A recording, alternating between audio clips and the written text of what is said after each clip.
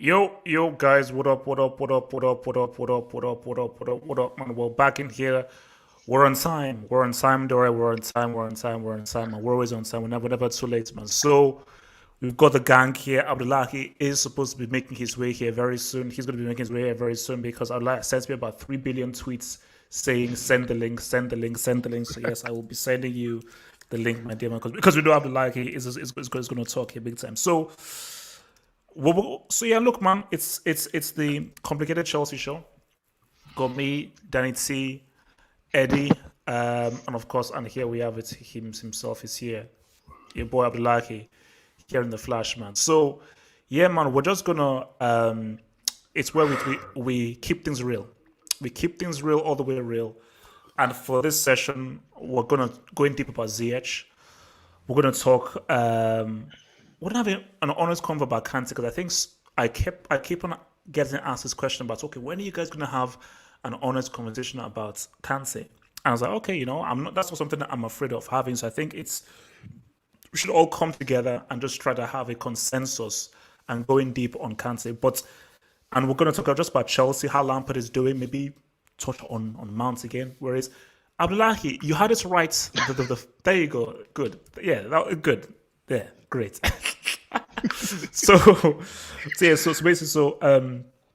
Yeah. But this is definitely a Ziyech congratulatory stream. This is where we're going to go in on Ziyech and just talk about what this guy could potentially do. Because I talk about how excited I am about what this guy can do, and it is amazing to see him fulfill all those things. So before we really go in there, let me come first to Danny, man. How are things been? How has your week been since we last saw you here? How has your week been?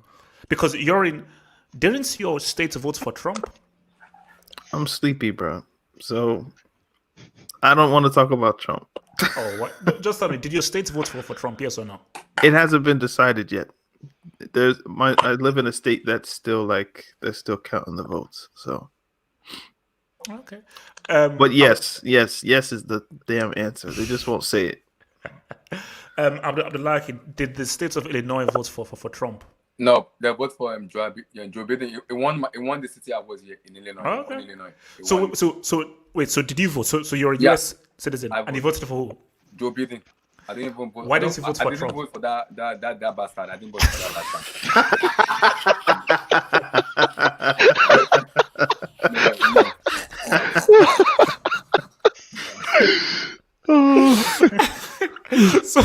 So even when you were the voting booth, you did for a second say, well, maybe he does have a point about those Mexicans. Telling everybody my vote was good. Please give us an evidence how it was good. You didn't win. Simply get the hell out of here. Why are you telling us get out? Get out. Oh, but okay. So Eddie, how are things in Australia, man? How are things in there? Anything interesting? Any? Okay, so you see, I don't want to be cheesy, so I won't be cheesy because I was about to say something cheesy like, oh, how are the koalas and the kangaroos? So no, that's what's going to be very cheesy. So how was your week been, man? Yeah, man, it's been good. The weather's been up and down really, but that's been about it. Nothing much. The restrictions with the whole border things between states is getting eased up a little bit, so that's good.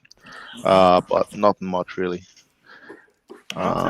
Yeah, with the football though, can I just shout out a few ex-Chelsea or Chelsea-related people since this is a Chelsea podcast? Go for it, man. Go for it. All right, can we shout out Willian for the incredible jobs doing at Arsenal? He finessed Arsenal to get in a 3-year contract. And Agent Willian is in full effect. I'd also like to shout out Ross Barkley for his incredible work on the weekend. His price tag seems to be going up, so we can get our money back and make some profit. Maybe 40 and maybe 40 the biggest one of the weekend for me was Carlo Ancelotti, an ex-Chelsea manager, saving OGS's job. That was taking one for the team, but we can keep going. Do you know how messed up is that? Like, you're so bad that rival fans are praying that you keep your job. Like from the days of Fergie, where Fergie was doing his thing and everything, to now where rival fans are literally going to the temple, they're going to Shaman, they're going to please, Solskjaer, can he please keep? People are celebrating United wins. They're celebrating United wins. Things have fallen, man. Things have. What about your week, Have Hope? What's going on with you, man? Oh gosh, my week. How was my week? You know what? You know what I realized this week, man. Naps are really Dangerous. No. Well, they can be dangerous as for you. That's why you arrived like three hours late, man. So I can't really rely on your ass, man. But it's Only on Mondays, bro. Only on Mondays. I know. Yeah, this is like little your side piece, man. Yes. So basically, so the thing though is, what was what I say? Naps are huge. I've just realized that I've actually been really, really tired, and because I've been really, really tired, and I've just been really fatigued, I was like, "Jeez, man, why am I so tired?" And then when I've just been having naps, man, they've really, really helped me a lot. So, look, man, that's enough about me. You guys, you guys bought like Xbox or PlayStation yet? Nah. No. Nah. I'm Not I'm yet, gonna man. wait until people, because I know a guy who was on a stream that we did. He has a PS5 and Xbox, so I'm gonna just say, bro, what is Get it the like? reviews. But until a quality game comes out, I'm enjoying my Nintendo Switch. My Nintendo Switch is quality. So, By the way, Eddie, I think you missed one. Demba Ba, bro. oh, Oh, that was last week though. That was before the podcast last week, wasn't it? Was it? Yeah, it was. No, We it must discussed have been. last Yeah, week, it must wasn't have been. It must have been. But Yeah. I don't think we mentioned it. So No, we did last week. We did last week. Yeah. well, somebody in the comments what said Demba Ba, so I wanted to Demba Ba. elephant. Ah, okay. So there you go. So Liam, so look, man, I think we should get this on the road, man. Let me just quickly hit this. So shout out to Mr. 88th Bus Stop, man. Thank you for the super chat, bro. He says, from the way Chelsea is playing, Lampard listened to Abdullahi. Abdullahi said to Lampard, use brain. You were listening to, man. Abdullahi, I told you, like, that's going to be like your tagline, man. Use brain. That's going to be your tagline. Use brain. So, guys, let me hit my bookmark, man. Let me hit my bookmark. So, where are we at? 7. Let's go to 7:25. Ziyech. Now, I don't like to brag, but I think. Fake news. That is such fake news. Wait, what is fake news? You can't start it with "I don't like to brag." That's what you do. I don't like to brag. No, I never brag. Fake so news. Go ahead. Before I was really interrupted, I don't like to brag. Full stop. But based on the abuse I've received for Hazard, the Us, Marco, and different people, I think it's time for the tables to turn because you've had your time to crap on me. It's time for me to return the favor. From the get-go, I made the call on Ziyech. Yeah. I said the eye test. I said, you told me about Werner. Okay. You told me about Havertz. Specifically, this guy below me. German, I did. German Zidane, yes. This guy's will say that know. he's the German Zidane. I didn't say that. From the moment I saw Ziyech from Ajax, I don't need to read who scored. I don't need to read a media account. I don't really need to read a whole bunch of propaganda tweets. I could tell from my perception that this guy's quality. This guy's really good. So once Chelsea said, and I said this before, that when De Ligt and Frank de Jong went before Ziyech, I was like, really? Okay, because in that crew that got to the semis in 2019, I was like, for me, Ziyech was the best player. But they went for Frank de Jong first. They went for De Ligt. I was like, my gosh, these guys. Wow. So I was like, who is going to get Ziyech? And then when Chelsea said they got Ziyech, I was like, oh my God. Nobody has seen this guy. So shout out to whichever scout it was that said, no, nobody has found him. Let's nab this guy right now. Because once you just have that natural footballing ability and that football IQ, you're always going to be in a very good position. And this thing with me, football is very complicated. 1 + 1 does not equal 2. I always said charisma was always more talented than Cristiano. But look who ended up with the better career. So even if you've got the skills and the ability, doesn't mean that you will succeed.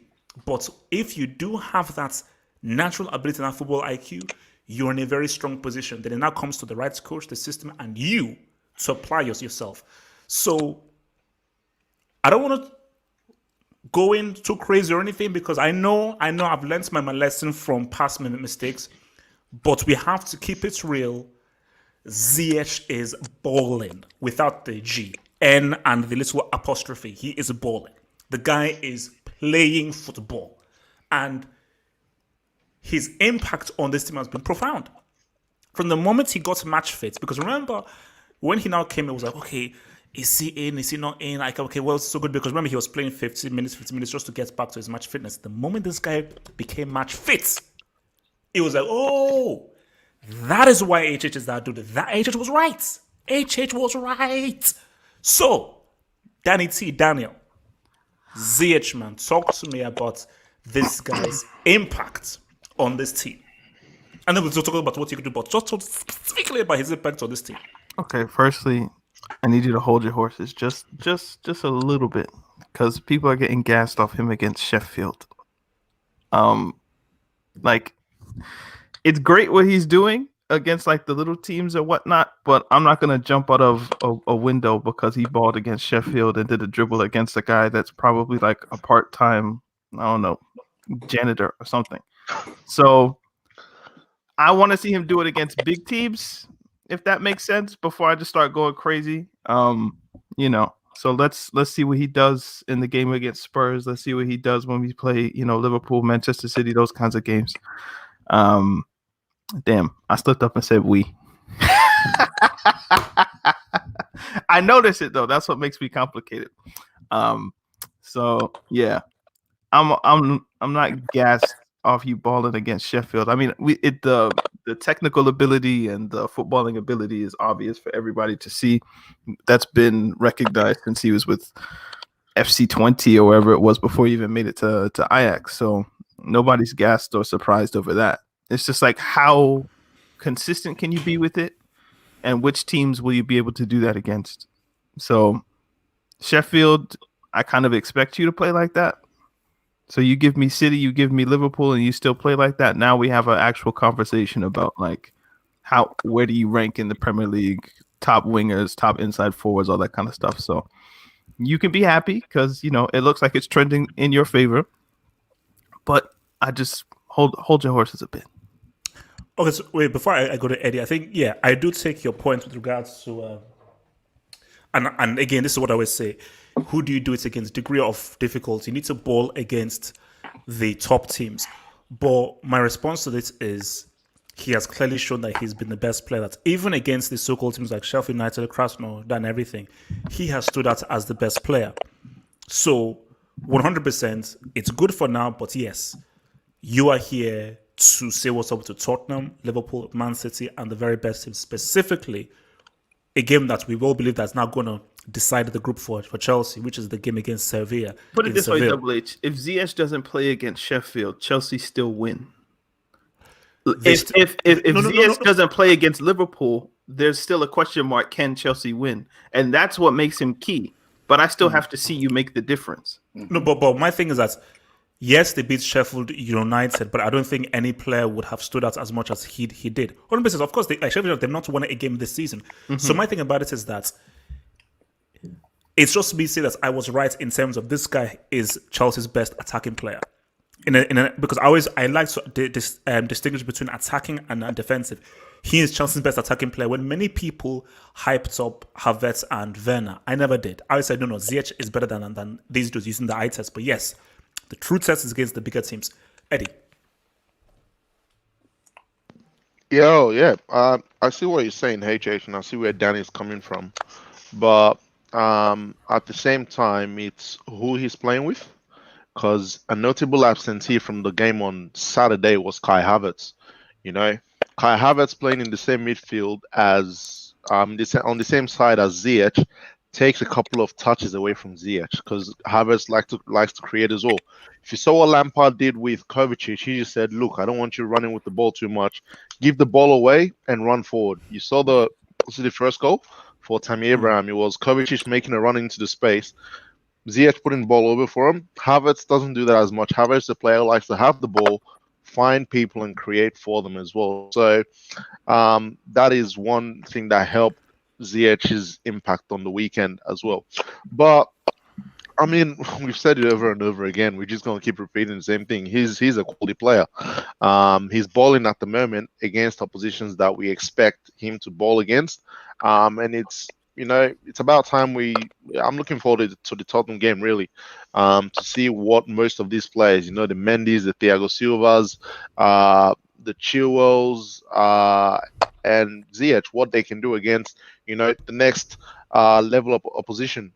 Even Lampard as well, I'm keen to see what he can do, because he's already surpassed like these low level talents. I mean, he was looking like the God knows what on the weekend, and I think I even messaged HH as well during the game, because he was just spraying passes everywhere. And one thing I love is his confidence. After the game, I think when he was getting interviewed, they asked him, what helps you be able to deliver all these passes. He just said, look, just an eye contact is enough.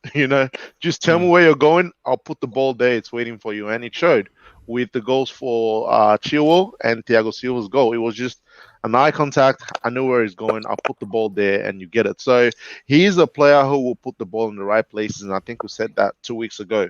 It's just a matter of, can we take our chances? Can we have people in the right positions to finish those chances? And now it's up to him to do it in the big game as well. The only other thing we haven't seen too much is his shooting ability from outside, because he's been focused so much on creating. But I think against maybe the bigger teams who defend a lot better, you might be able to see that. But for now, he's doing bits, man. He's doing his thing. Abdullahi? Firstly, I think I need to have an apology for you a little bit, just a little bit about Akin Ziyech, just a little bit. Yes, I have watched him. No. Wait, what do you mean by a little bit? You called your boy the Germans the Zidane. Man, you will show up as Harvard will show up. I'm not even worried about Harvard. Okay. We'll talk about Harvard. But yeah, continue. I think I need to have a little bit apology for you about Akin Ziyech. You said it, but not too much, just a bit, because we all know how quality of a player he is from Ajax, from even before Ajax. We know how good of a player he is a little bit. So now he's doing it with Chelsea. Now I want to see him do it against Liverpool, Man City, Tottenham Hotspur. Those are big teams that I will say, okay, now let's have a conversation. But he's been quality against Sheffield. Those teams last season will have get beaten already. Even without Akin Ziyech against on Saturday, we're still gonna win. But the margin will not be that too much. But we can see his impact in that team. Look at those passes he makes. These are the key. These are how quality of a player he is. I'm even thinking at the right moment, my brain is even thinking, should we have a conversation about him and Riyad Mahrez together? There should be a conversation about him and Riyad Mahrez. So who is more better? Technical ability, IQ, precision, passing. Who is better between him and Riyad Mahrez? But at the moment, it's G. He's a very quality player. Like I said already, if he can stay fit, he could become the player of the season. If he can stay fully fit, he could become the player of the season. Okay, so again, I think now this is much more of like a difficult question, because again, it's hard to say, but I just think, just putting it out there, sort of like gut feeling, or what kind of perception do you have? What do you think he can do? Now, again, I think this is even something that's, Danny used to say to me that, the issue with Willian is, it's not really Willian, is that he's... Hey, come on, I didn't crack a joke. Relax. The issue isn't Willian, is that he is a right-footed player being played out wide on the right, which means that he can't cut it in. What you now have in because again, you never really saw Willian being put out on the left and wide on the right, because Pulisic was so effective there, and we'll get to Pulisic, because I am worried about Pulisic. So in Ziyech, you now have a guy who, in this whole modern day where the throwback wingers have all gone, that's now a thing of the past. Everybody right now in modern football now uses their wingers as pretty much these modern goal scorers, inside forwards. So what do you think Ziyech could achieve based on what you've seen from Ajax, what you've seen so far, his play style, this team? What do you think he can achieve? Because I think Chelsea could have had a player like him in Robin if Robin had stayed and he'd been fit. But since he left, he's an injury-prone player, so don't even mention his name. He's an injury-prone player. I beg. Who? Your go-to Robin. He's an injury-prone player, so I beg. No. But if he stayed fit, could we say what's up? So let me come to down with this. What do you think the potential of Ziyech is from what you see, and what he could do for Chelsea? De Bruyne. The what? De Bruyne. Chelsea had Kevin De Bruyne, and there was a situation with Jose Mourinho that let him go on loan to Wolfsburg. He eventually finds his way to Manchester City, and Chelsea haven't really had that kind of free 8 creative player like midfielder that can also drift wide. And I think people, I talk to you about this all the time. Where exactly that Riyad Mahrez comment. Oh, they're both North African. They kind of look the same, so let's compare them, right? So Kante gets compared to Makelele because they're short, black, and French, right? Or Kylian Mbappe and Ousmane Dembele will be compared because they're young, black, and French. Or Abdullahi did the comparison, man. Blame him, man. Blame him. Or Frank Racist. Lampard and Steven Gerrard, they're white English midfielders. So let's compare them, even though they don't play midfield the same. Passion. So we have one who's Moroccan and one who's Algerian. So let's just compare them together because they're both left-footed. I don't know if that's necessarily accurate. I would say the impact that Ziyech could have on Chelsea would be similar to what De Bruyne has on Manchester City, where it's somebody who's very technical, somebody who will be up near 15 to 20 assists, who you run the team through, who can also come in midfield, who can play wide, who presses hard. Obviously, he's not going to be taking penalties and stuff like that, but maybe you don't want De Bruyne taking penalties after what we saw in the week. So that level of impact that's the player I look at, and I think that's what Ziyech can be if he's right. Abdullahi? Oh, yeah, I think I'm going to go with what Daniel said a little bit about Kevin De Bruyne. But I think the reason I compared Riyad Mahrez to Hakim Ziyech is Mahrez is like a player who get the ball, he just dribble, cutting, and dribble. In which different than Hakim Ziyech. Ziyech can dribble from the left wing to the midfield. And he can also pass as well. His passing is also more varied. His IQ is there. So I don't see the common people say Mahrez is better. For me, Mahrez isn't that better player. I would choose Hakim Ziyech more better player than Riyad Mahrez, because when you have Hakim Ziyech, opposition will be afraid to play Hakim Ziyech because they know. Did you want to shoot or did you want to pass, or what do you want to do? But look, man, Mahrez has skill, man. Mahrez has skill, and also his finishing is pretty crazy. So don't sleep on Mahrez. But I've seen the guy do some soft stuff. I know Mahrez has skills, but when you look at the way Hakim Ziyech play, I will choose Hakim Ziyech than Riyad Mahrez for me. Because when you have Hakim Ziyech in your team, you know, did you want to pass or did you want? One thing about Mahrez is you just want to dribble, pass. If you have Hakim Ziyech in Man City in the way Pep Guardiola explained this season, I will tell you. So look, my friend, I didn't ask for a comparison. I said, what is the potential of Ziyech, man? What can he do for Chelsea, man? I think just like KDB did for Man City, it's more of a creative player. Like he's gonna create maybe 15 or 20 assists in the season. But that's why I said he has to be fully fit. If he's fully fit, I can see him becoming the player of the season. Like I keep saying, he has to be fit. Okay.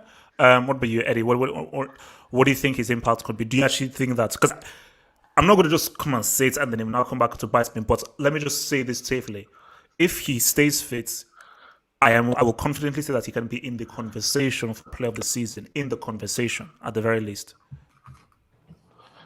Okay, if he stays fit, I mean, given the way it's gone so far, he could be player of the season. Why not? Because he is the one driving the Chelsea attack at the moment. I don't see anyone else creating. And coming back to something we were saying before, if Ziyech doesn't play the Sheffield game, do Chelsea really win? I mean, who will be the creator in that case? Who will be creating chances? Who will be putting players in positions to do things? We might have one or two, but I don't think we'll be creating that well if Ziyech didn't play that game. So, yeah, he definitely will be, player of the season if his form continues at this point to the end of the season. I get the De Bruyne comparisons, I get the Riyad Mahrez comparisons, but Ziyech is different in my opinion. The different stuff he can do, the different places he can play, and the crosses, the passing that he's got, he's on a different level compared to those guys. Those guys are quality, don't get me wrong, but let's stop the comparisons. Ziyech is Hakim Ziyech in his own right, and let's see what he does this season. But if he's able to get the game time this season, stays fit, he would have a huge impact on this Chelsea team, and I'll say player of the season pretty easily. Can I get a point of clarification? Like when you guys say player of the season, do you mean of the Premier League, or do you mean Chelsea's player of the season? Oh no, Premier League. Premier League. Premier League for me. Oh, okay. No, because I said in the conversation, but like, I mean, yeah, for sure, In the in Premier the conversation. If he stays fit, yeah. PFA, But that normally goes to like a player who's on the team that wins something. So are you guys saying that Chelsea are going to win the league? No, because wasn't there a season where it went to someone that didn't win the league? Yeah, I think. I'm pretty sure there was a season where it went to someone that didn't. Well, not because it'll go to like a Mane or a Van Dijk or. Or De Bruyne, or when Chelsea won it, would go to Hazard or Kante, or it went to Mahrez when Leicester won it. Didn't De Bruyne win it last season? He did. Yeah, he did. Yeah, there you go. But there was one last season. Didn't Henderson win one? There's like multiple ones. But the main one. Henderson won the Writers' Player. That's the Writers one. Right. The main award was won by De Bruyne. Yeah, KDB won the Player of the Season. Right. And also, I think Gareth Bale won it once as well. Okay. I mean, I think the season he left. Yeah. The season he left, Gareth Bale won it. Yeah. Okay, let's just take some comments before we move to our next thing. The comments are saying Harry Kane's gonna win it. I don't doubt it. So it's like he can win the Premier League with Chelsea, but forget the CL. Look, the CL is a tall order. The CL is if you can win the Premier League, then you can, in theory, win the Champions League, right? Yeah. If you don't. Okay, look. I learned my lesson from last year. So the winner of the my point is the winner of the Premier League is a candidate to win the Champions League. Like, you're in that mix, is what I'm saying. Like, not that you will win it, but that's a signal that you're probably in the top 8 teams in Europe. Then once you get into the quarterfinals, anything can happen. So yeah. So Ziyech is a creative winger. Robin was a scorer.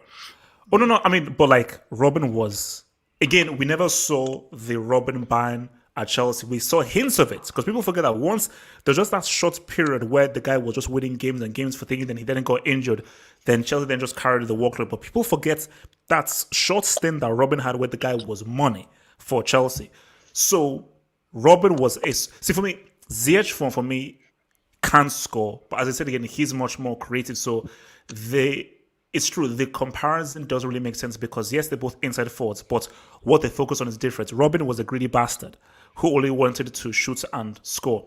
Ziyech is, okay, I'll score, I'll create, I'll pass, and so forth. I have a question for you, Have Hope. Go for it. If you're making a team, and I put, and you need a wide player, and I give you 2 options. You either get Ziyech or you get Heung-Min Son. Who do you pick? Okay. Say again. So start the question again. You're making a team. Okay.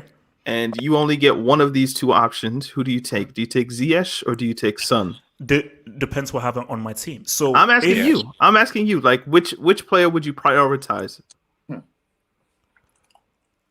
Heung-Min Son, Ziyech. Wow. And I only ask because I know how much you rate Son, so it'll be a difficult one for you. That's it. Because see, okay, let me tell you my thinking. The reason why I go for both. The reason why I would say Son is if my team, I make sure I have an amazing number 10, an amazing creator. I have a dude who is clinical.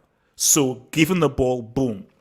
But then if I have a Ziyech and he is combining with other creative guys on his level, I can have something. But Ziyech doesn't have the kind of goal-scoring acumen that Son has.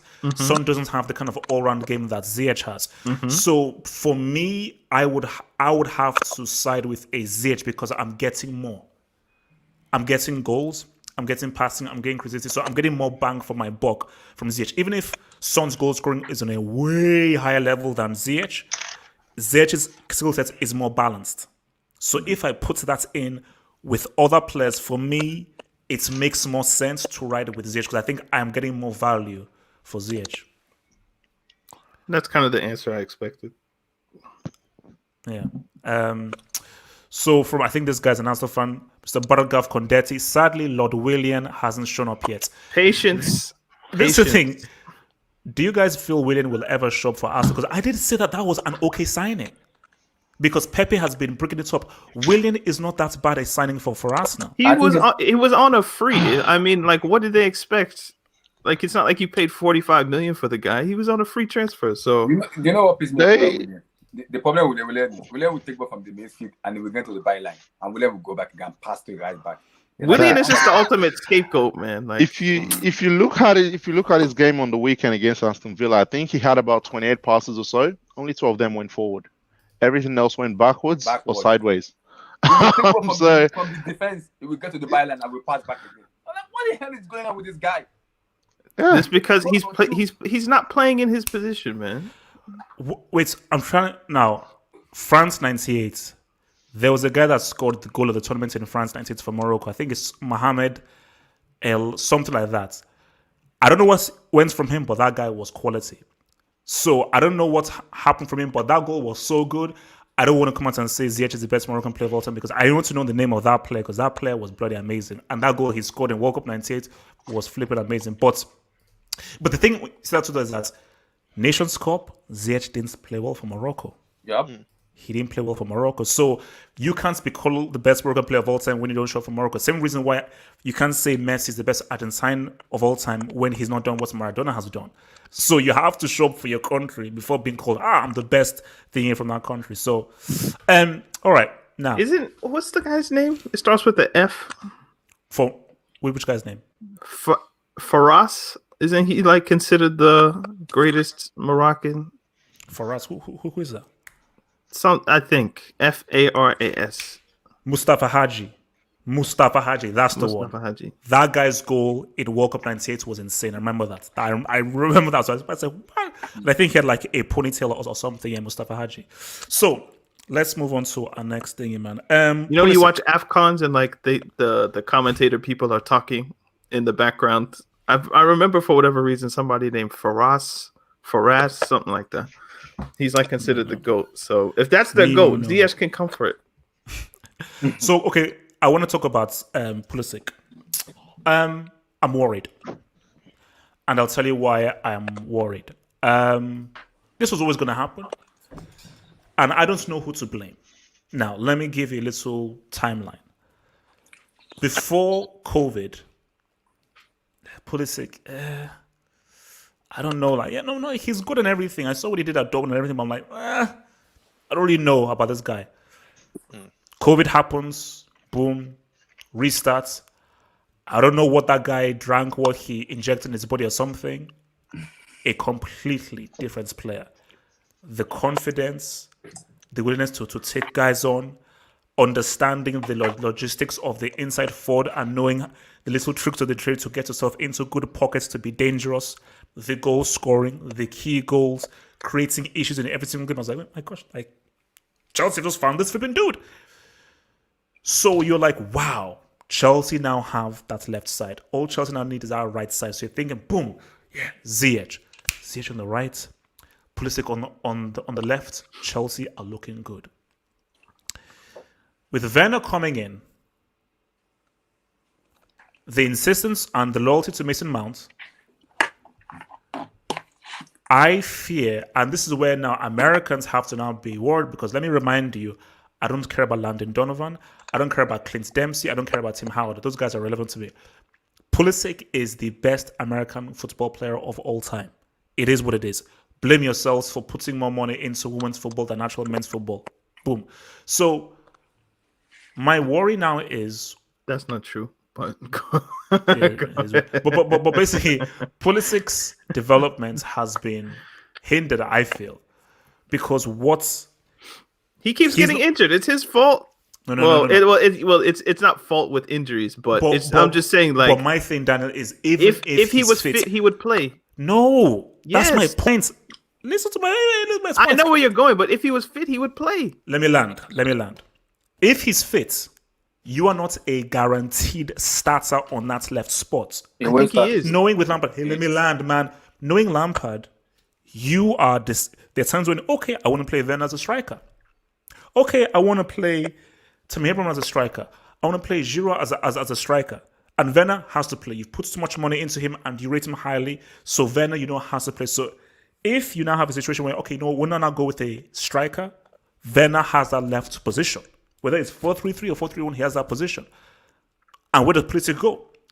He can play on the right. He can play in the middle. Like, he can play anywhere in that 3 behind the striker. Aren't you listening to what I am saying, my friend?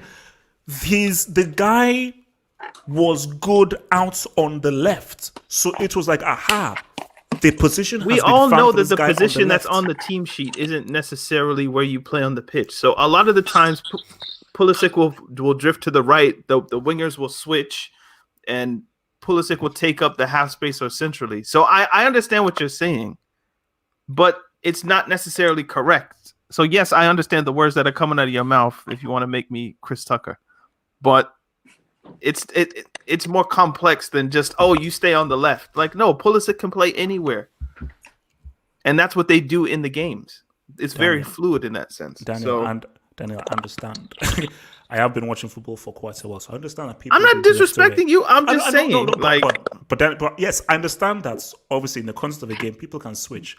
But my point is, don't focus so much on the position. Focus on all 3, and I think Pulisic would be in one of those 3 positions no matter what. Mm-hmm.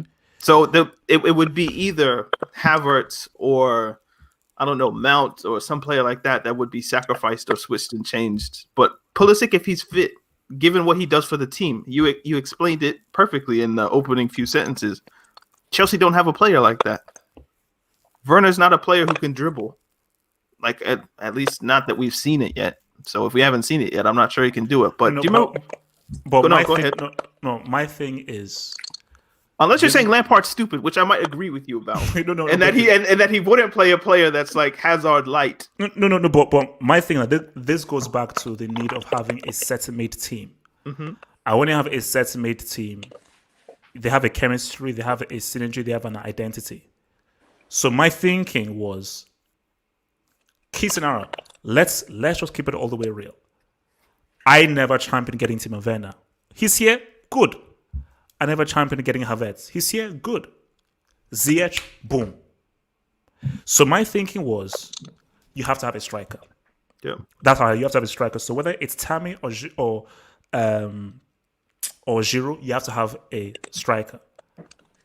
So a Tammy or Giroud, Pulisic left, what's it called? Ziyech right, Hudson-Odoi deputizes, or maybe you have even keep what's it called? Loftus-Cheek. Those guys are like, okay, if need be, injury whatsoever, if need be coming, but priority, if everybody's fit, we have this is the lineup. Liverpool, if everybody's fit, Salah is there, Mane is there, Firmino or whatever. Man City, Sterling is there, Mahrez is there, Aguero. So there is just an idea, and then once you have that, you're creating a synergy. What you now have is just, okay, left, right, center, this, here, that's everything. But the key thing with Pulisic is that you've missed an opportunity. You've missed an opportunity. You've missed an opportunity to really allow a guy to really come into his own and really fully mature and tone down that left position. Because do we get the Salah that we get if he's moved all around? Do we get the money that we get if he's moved all around? Do we get the Sterling if he's moved all around? I've talked too much. Abdullahi, Pulisic, where do you stand in the whole thing? Do you feel that he may have lost his development as a player, specifically of having much game time in the left, has now been stunted with the introduction of the players, or do you still think he will get game time and still be money for Chelsea if fit?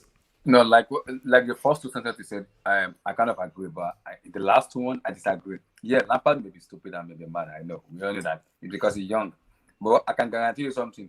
If Pulisic is fit, he will play 100%. Timo Werner will be the striker. The reason is not Tamaba is playing with Timo Werner is because Pulisic is injured, and Timo tips on the left wing. If Pulisic is fit, Pulisic will play on the left wing, and Timo Werner will be the striker. He can even play at the number 10 on the right wing. He can drift in anywhere. He's not a player. He's not a static player who's on the left wing. He move around to cause problem for opposition. When he move around, Timo Werner will take that space. I can say those front 3 will take the spaces in which Pulisic move around with. So for me, the problem with just he has been injured. So it's not even in the Dortmund era too. He's been very very injured player. So we're always an injured player, but we just all we want for him is just be fit for the whole entire season. And then let's see the real Christian Pulisic we saw in Borussia Dortmund. He has it, he still has talent, he has the ability, but he needs to be like fully fit. That's the problem with people doesn't the way you hype, the way you put Ousmane Dembele high. Ousmane Dembele is, like I said already, talent-wise top 2, top 3, tier 2, tier 3. That's how good of a player he is. But the problem with Dembele is injury. So his potential was not fulfilled. The same thing goes with Pulisic too. He has to be fully fit for us to like have him in the conversation. At the moment, his injury is the problem with him. If it can be, which we have no, every player can be injured, but at least give us one of matches, 5, 6, 7, 8 matches against big opposition. Then we can have a competition. At the moment, injury has been the problem. We all want him to be full. Then we can see the Borussia Dortmund Pulisic we want to see. Eddie? Pulisic, man. Look, if he can't stay fit till, I don't want to say this season, but how long are we going to keep waiting for him to stay fit? His injury record is already bad enough. He's missed a lot of games for Dortmund. He's missed a lot of games for Chelsea. And at this point, we should start smelling the coffee and start working on, other plans for that left wing. If I'm being honest with you. Okay, but Eddie, real quick. Yeah. Don't you think that he has bought himself and some time, grace, and some grace based on how well he's played? If this is a player who is in and out, cutthroat, boom, he did so well in that restart, was a major part in Chelsea getting top 4. Don't you think? Wait, I didn't crack a joke. It's true. No, get locks coming. Oh, look, forget that clown. So basically, do you think that he has bought himself some grace? That's not. He's bought himself some time, man.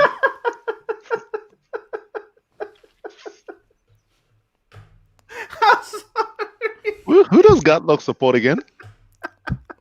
He said he wears his Ed and Ed. Who does Gatlock support again? Look at the guy. Okay, full screen. I'm sorry. So, Eddie. Oh, God. Shouldn't he, look, he's bought himself some grace, man. Come on, man. All right. So, how long was the restart? About 5 weeks, I think. It's 5 weeks, wasn't it? Yeah. So you mean like how long? Oh, was the restart after? Yeah, the time frame after that. Well, I think about 5 weeks. Yeah, around that time. Yeah. All right. So, are we gonna give him such grace because of that 5 week period?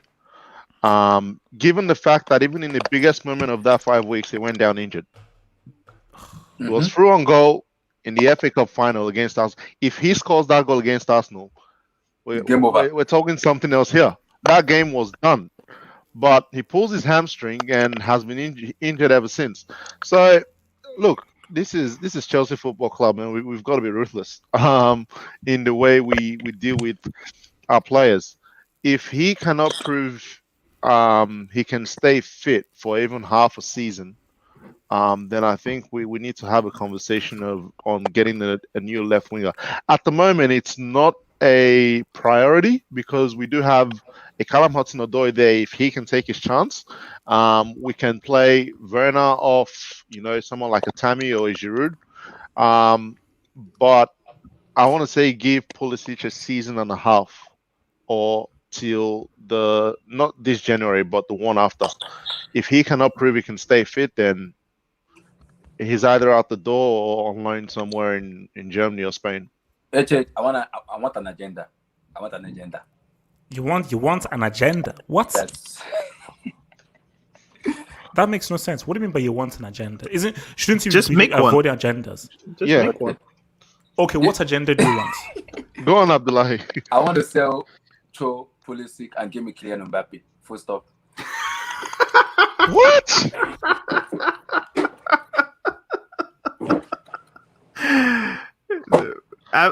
You play too much FIFA career mode, dog. Or Football Manager or something. Abdullahi, what were you eating just then beforehand?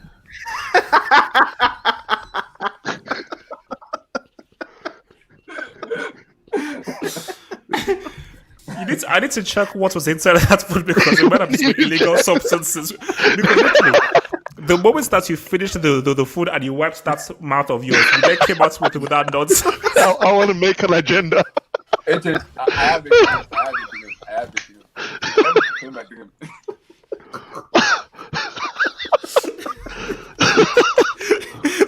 And also, it doesn't make sense. You want to make an agenda.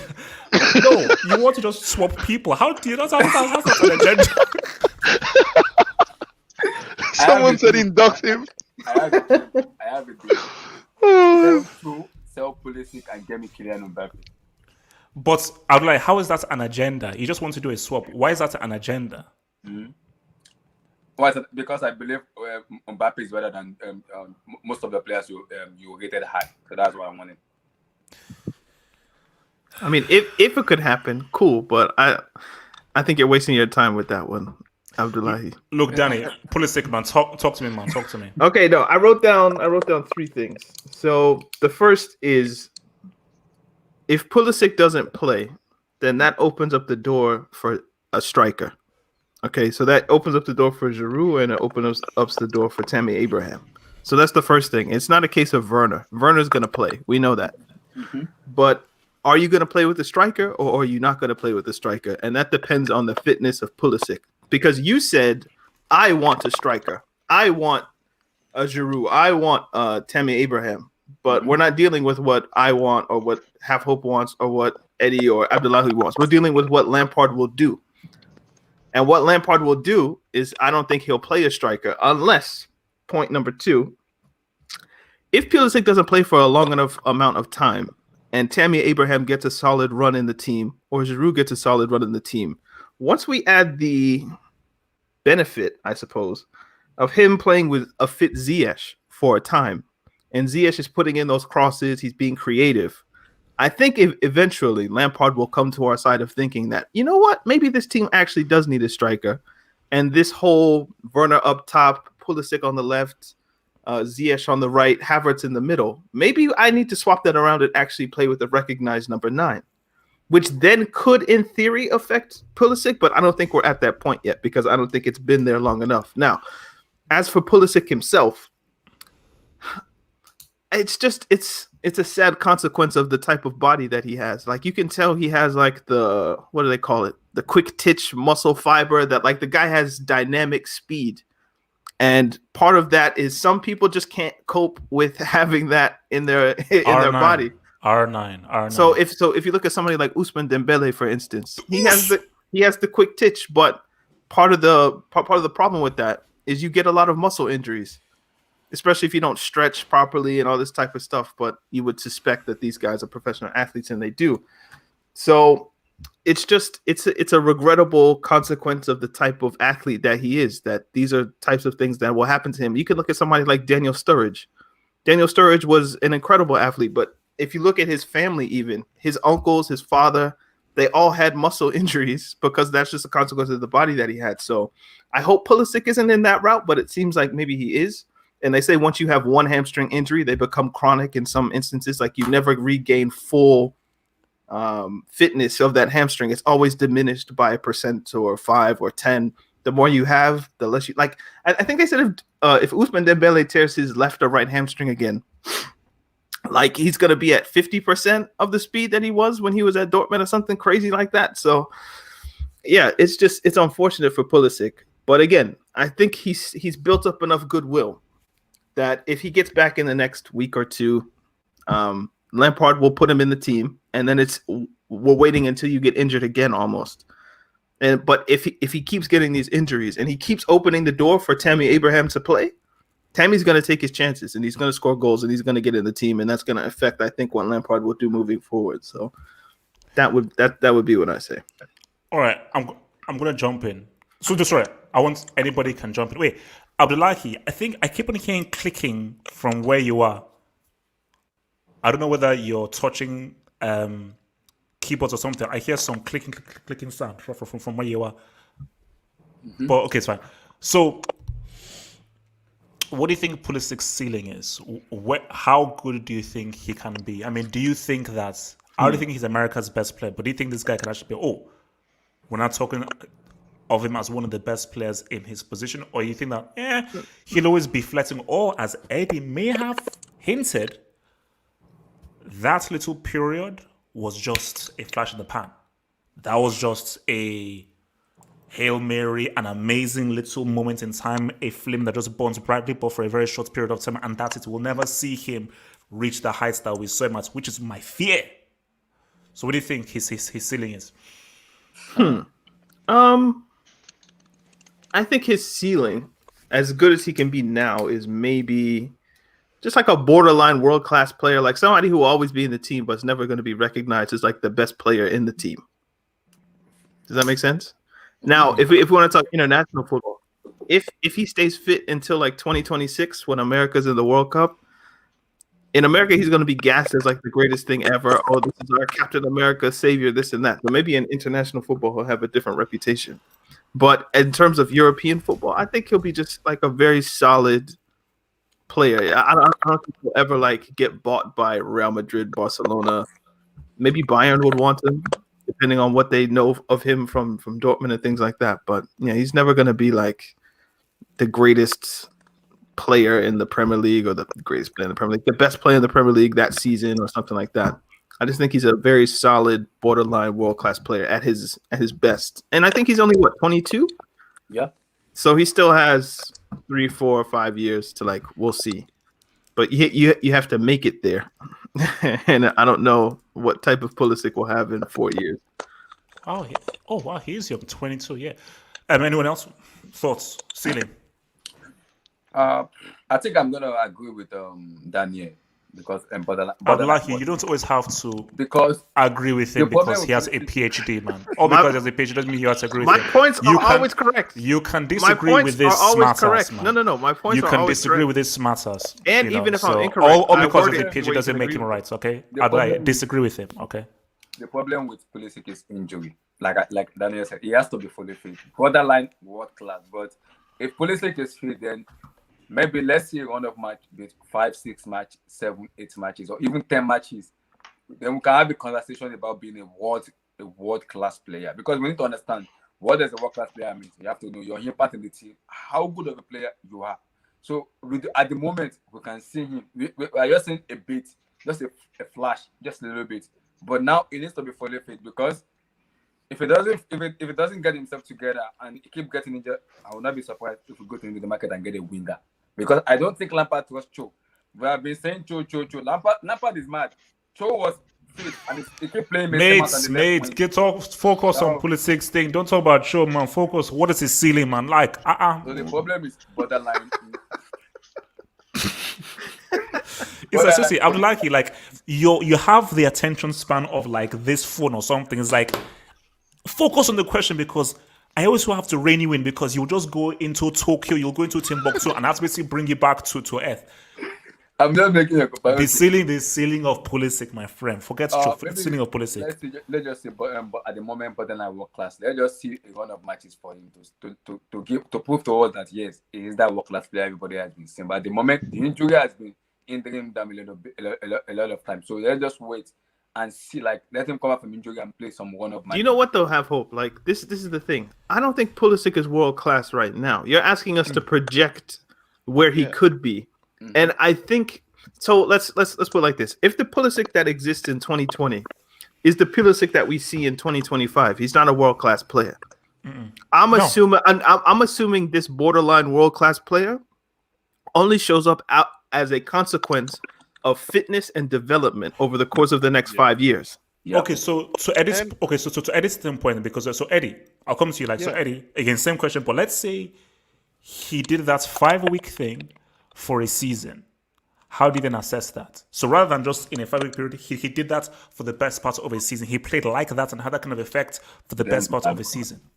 Yeah, sorry, am I coming through? Yeah. That's one thing I was kind of looking at Abdullahi funny as. I mean, you're talking of Pulisic having a 5-6 game span for you to show he can be that world-class player. He's already done it. What else do you want to see? I want to see him do it for a whole season. That's what's left. I want to see him put the team on his back or be a key cog in the team for a whole season. Give me 30, 40 games and then we can have a conversation of, okay, he's 22, he's still young, he's still got time on his side. All he needs to do is keep himself fit and show me for half a season, for a whole season, that he can be a key element in the team. That's all that's missing. He's already had a couple of short stints. He came back last season when Lampard left him out of the team. Initially, he had the complete hat trick at Burnley or something. He had a good period there. He had another good period after the COVID thing happened. So what we need to see right now is Pulisic be consistent without injuries for half a season to a season. Then we can come and sit down and say, okay, what's his progression like and where is he going to be? In terms of his ceiling, I'll say, yeah, borderline world class or upper tier 2 maybe. But yeah, not much further than that. And depends on his development as well. So I don't know what the Lion needs to see anymore. We have already seen something enough to show that, yes, this guy can go up there, but he needs to do it for a longer period and be more consistent with it.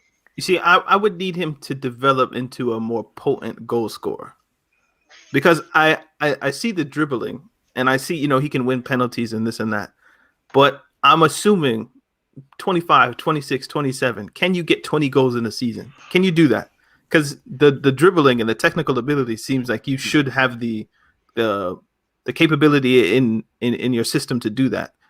But you need to develop into doing that. And the way you develop is playing. But if you aren't playing because you're always injured, then it's hard for me to project how good you can be. You can always have the theory, but the application has to be there. So that's the issue with Pulisic now. And I'm sure he knows that. And I hope that Lampard protects him in a sense. So play Tammy more, but don't play Pulisic 90 minutes. Maybe only play him 20. And just ease him into games and just allow him the consistency of playing.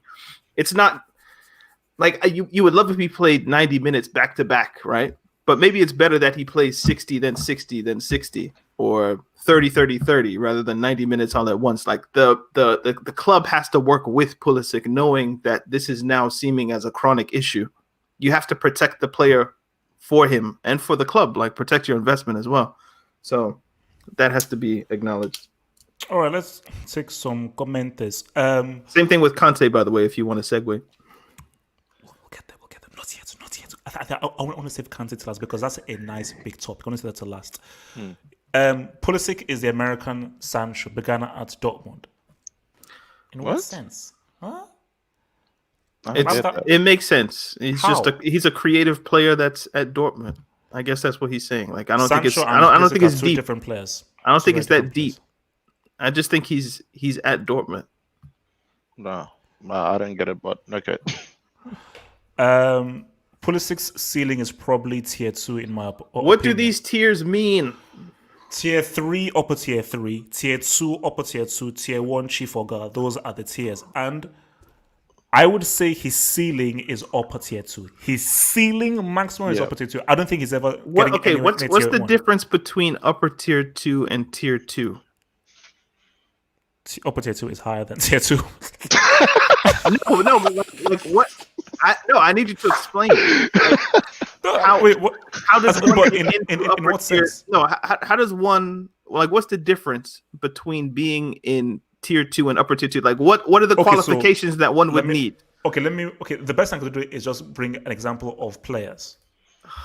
Of who is that? You see, for me, an upper tier 2 guy, for instance, right now is Salah. Why? Salah and Mane are upper tier.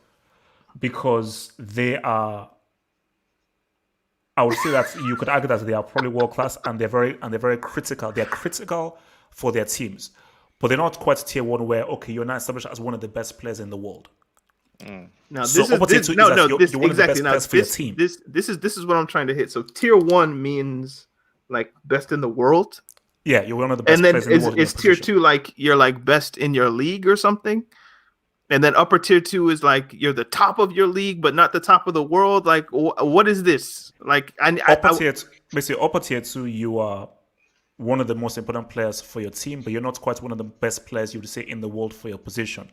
So tier 2 is you're not necessarily one of the best players in your team, but you're an important player for your team. So, for instance, Henderson is tier 2. Salah, Mane, they're upper tier 2. Henderson is a very important player for Liverpool, but I don't think he's as good or one of the best players for Liverpool. Salah and Mane are. Is there a lower tier 2? No, it's upper tier 3, then it's tier 3. So there's 2 levels in each tier. Yeah. So I need you to write this down. look, what it's very easy, man. It's No, very easy. It's not I've been complex, letting man. you get away with this for like 5 years. I need you to explain this shit. Sorry, stuff. He has a weak white boy body. Keep it 100. Damn. I mean, No, wait. So no. That's not true. Like, so Ousmane Dembele is in the body of a white man. Daniel Stop. Sturridge as well. You know, it actually he has the body of a black person. Who? Pulisic. Pulisic. Because the players that you associate most of the time with muscle injuries are who? How do you Like all the players in my head that I think like, yo, he gets a lot of hamstring injuries. They tend to be black. Yeah. So Pulisic is having actually. I'm not gonna say that, but he's having problems. So for said Pulisic is like Hazard in terms of their goal contribution. He's a 15 goals, 10 assists type of This player. is what I'm talking about. Like Pulisic has the assist stuff, or just like not even assist. He has the dribbling capability. I think of Hazard, not as good, but it's in that territory. But will he develop into a player? See, because my problem with Hazard was always you have the technical ability, but you don't have the greed. You'd rather pass to Willian, or you'd rather pass to Diego Costa, or you'd rather. He's very selfless. Always selfless. Why would you choose to pass to Fernando Torres when you could just shoot for yourself? I don't understand. A guy who missed an open goal. Like, why? Let's not forget. Why are you choosing to pass to just whoever? Oscar, shoot for yourself. And that's always been my problem with Hazard, is that the greed element isn't there. But with a player like Pulisic, I wonder if there's a different psychology. Did you just say psychologist? And this guy has a freaking PhD in what, writing or something? Guys, I got tongue-tied. That whole school stuff is overrated. That whole school stuff is overrated, man. I wonder if Pulisic has degree a different... Degree my ass, man. I wonder You're if on our Pulisic level, has a man. different You're psychology. not better than us. You're not better than us. You're on I our know. level. Okay, yes. Carry on. I only have a bachelor's, but it is what it is. I wonder if he has a different psychology in terms of. Do you guys remember when I think Eddie even mentioned it when he went through against Arsenal? He tore his hamstring, but he took 3 more steps to get that shot off, which was dumb in hindsight, because as soon as your hamstring goes, you're just supposed to not do anything with it. But it's in the moment, man. Yeah, but in his mind, he was like, I'm through on goal. I don't care if I'm injured. This shot is getting let off. If it goes in, it's a totally different game. But obviously, I think Martinez saved it or whatever it was. And, that could have affected, that could have been like 2 or 3 more weeks injured because of the stress that he put on an already torn ligament. If Hazard does that, he's not shooting. He's going right down. But Pulisic has, I don't know, like an American gunslinger, no holds barred mentality, it seems. And in that, I wonder, again, as I tried to mention before, if he plays for 4 or 5 years. Oh, I don't know. I'm reading Gatlock's comment. If he plays for 4 or 5 seasons and develops that goal scoring knack, I think you could see a player that he's not going to be as good as Hazard technically or on the ball. But in terms of his contributions, in terms of goals and assists, if he's more greedy, I think you could find a player that's more effective in some ways for a team, which, is what it is. And to be fair, I think that's what Lampard is looking for. I mean, Abdullahi did say Lampard doesn't trust Cho, because Cho does something similar to Hazard, where he wants to dribble and showboat and not do anything at the end of it, right? So, I mean, Lampard is looking for someone on the left wing with Ziyech creating that can score goals and be selfish. Abdullahi was rudely interrupted, by the way. I think the reason I said I said Lampard doesn't trust Cho is because Pulisic is an injury-prone player. Lampard doesn't want to take the risk of playing Pulisic every time. That's why he's been playing with him. And I can understand as a fan, but you cannot make it constant every time. It doesn't make that's stupidity for me. That's stupidity for me. No, you can't do that every time. So I can understand as a fan, but doing that every time, it becomes stupidity. So you can't be doing that every time. When you have a proper wing on the bench. That was my problem with Lampard. Playing Mount instead of playing Show. So now Pulisic has been injured now.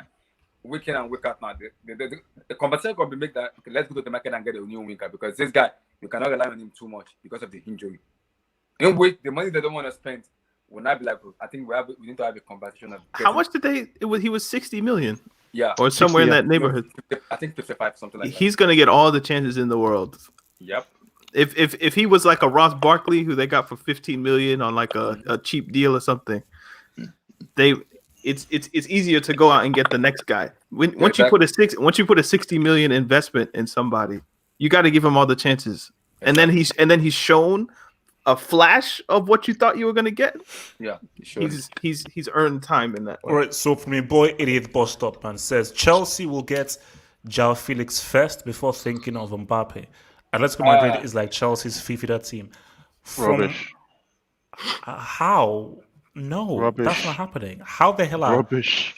No, Chelsea are not getting João Felix. No, that's not on the cards at all. To Like, his João point, Felix- no. To his point, if you're saying who are Chelsea more likely to get, Mbappe or João Felix, it's probably João Felix. Like I actually kind of agree with the point. But what does that mean? It's like, of course, it's more likely. I wouldn't spend $5 to tell me that, but he did. So you know, No. But my thing about it is that yes, it's more likely because Mbappe only has one destination, and that one destination is Real Madrid. Yeah. But my thing is that both of these are not likely because João Felix is going to, based on João Felix, his profile and what people see him as, he's either going to spend a long time at Atletico Madrid or is going to go from Atletico to either a Barcelona, maybe a PSG or so forth. Because that is like a guy who people say next few years' time he's now going to be one of the top players in the world. So for me, João Felix isn't in Chelsea's radar. They're not in Chelsea's radar, so I don't think they should even be thinking. The mistake he made, he should have said Jadon Sancho instead of João Felix. We can understand that it's Sancho. We can say, okay, Sancho before Kylian Mbappe, but João Felix, I don't think so. And also, you say, how is Atletico Chelsea's feeder team? Apart from, Chelsea got Morata from Atletico or from Juventus?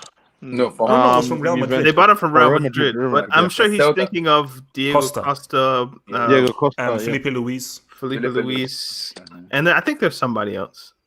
Oh well, there's obviously the loan relationship that they had with Courtois.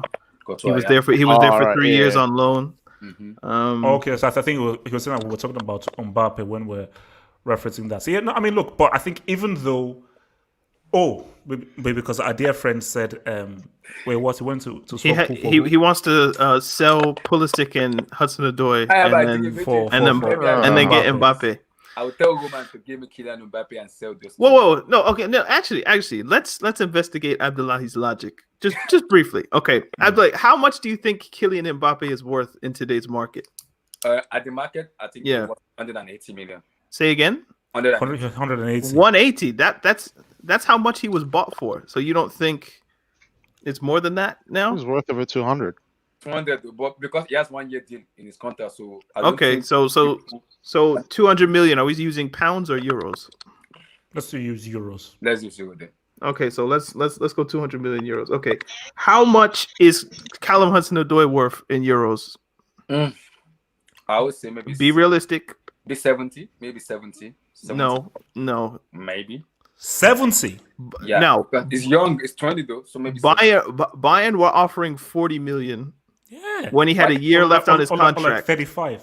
So if Bayern were offering 40 before the Achilles injury, I think he's around 50. Is that fair? Okay, so let's type 50. Now, how much is Pulisic worth? If it's injury fit, I think Pulisic could be worth maybe 120 or 140. Yes, it's good. Yeah, like No. Abdullahi, you don't get to say.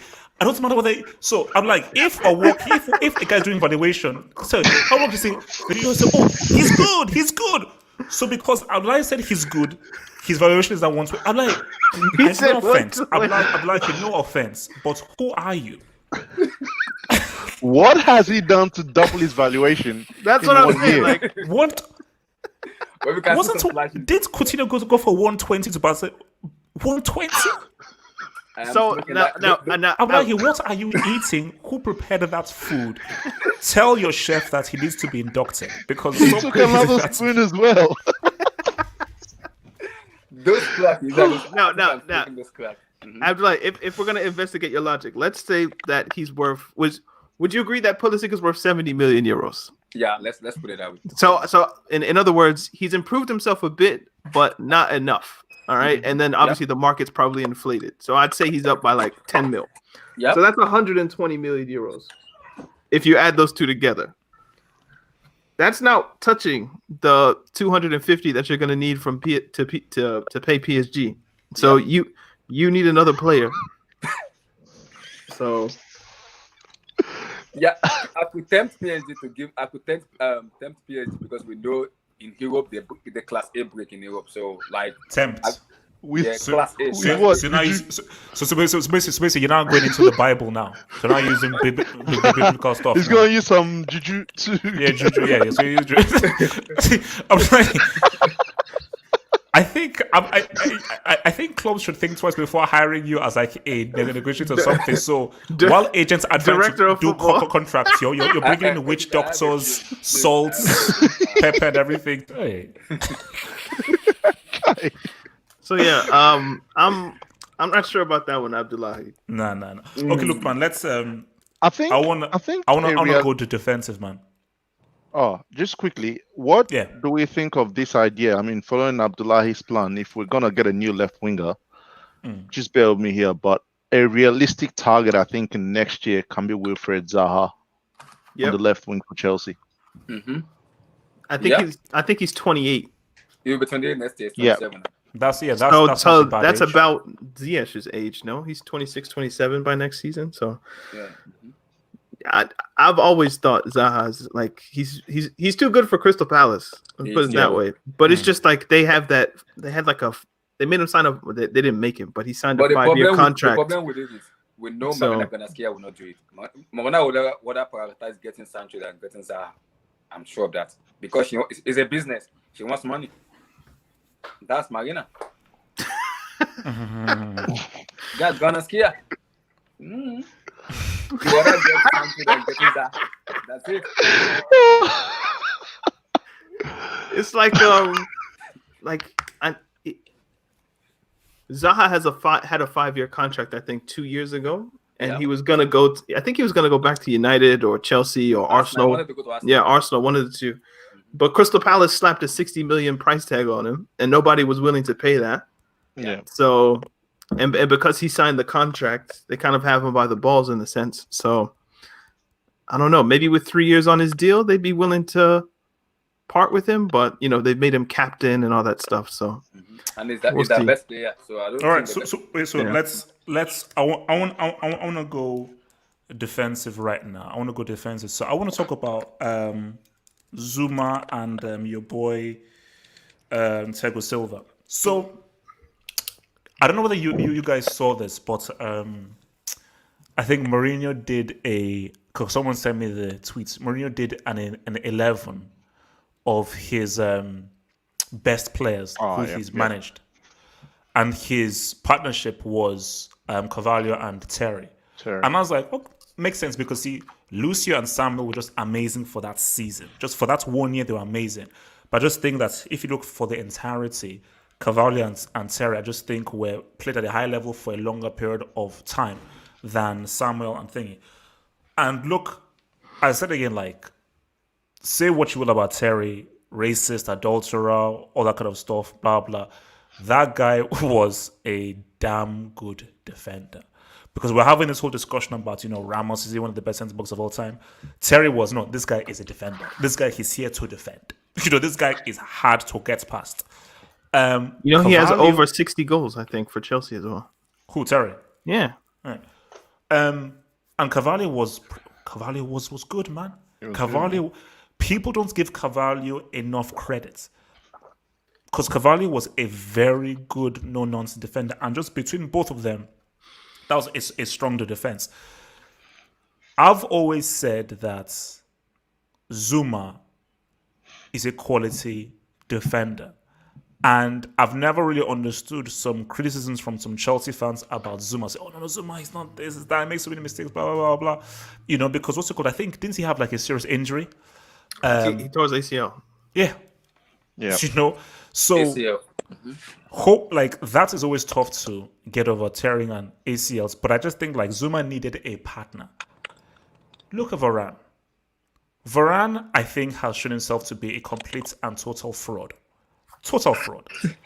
Because to tell me that without Ramos, you defend like a guy who left his brain in 1756 shows me that you are a fraudulent defender who really, if I was being harsh, you need to give back that World Cup winners medal.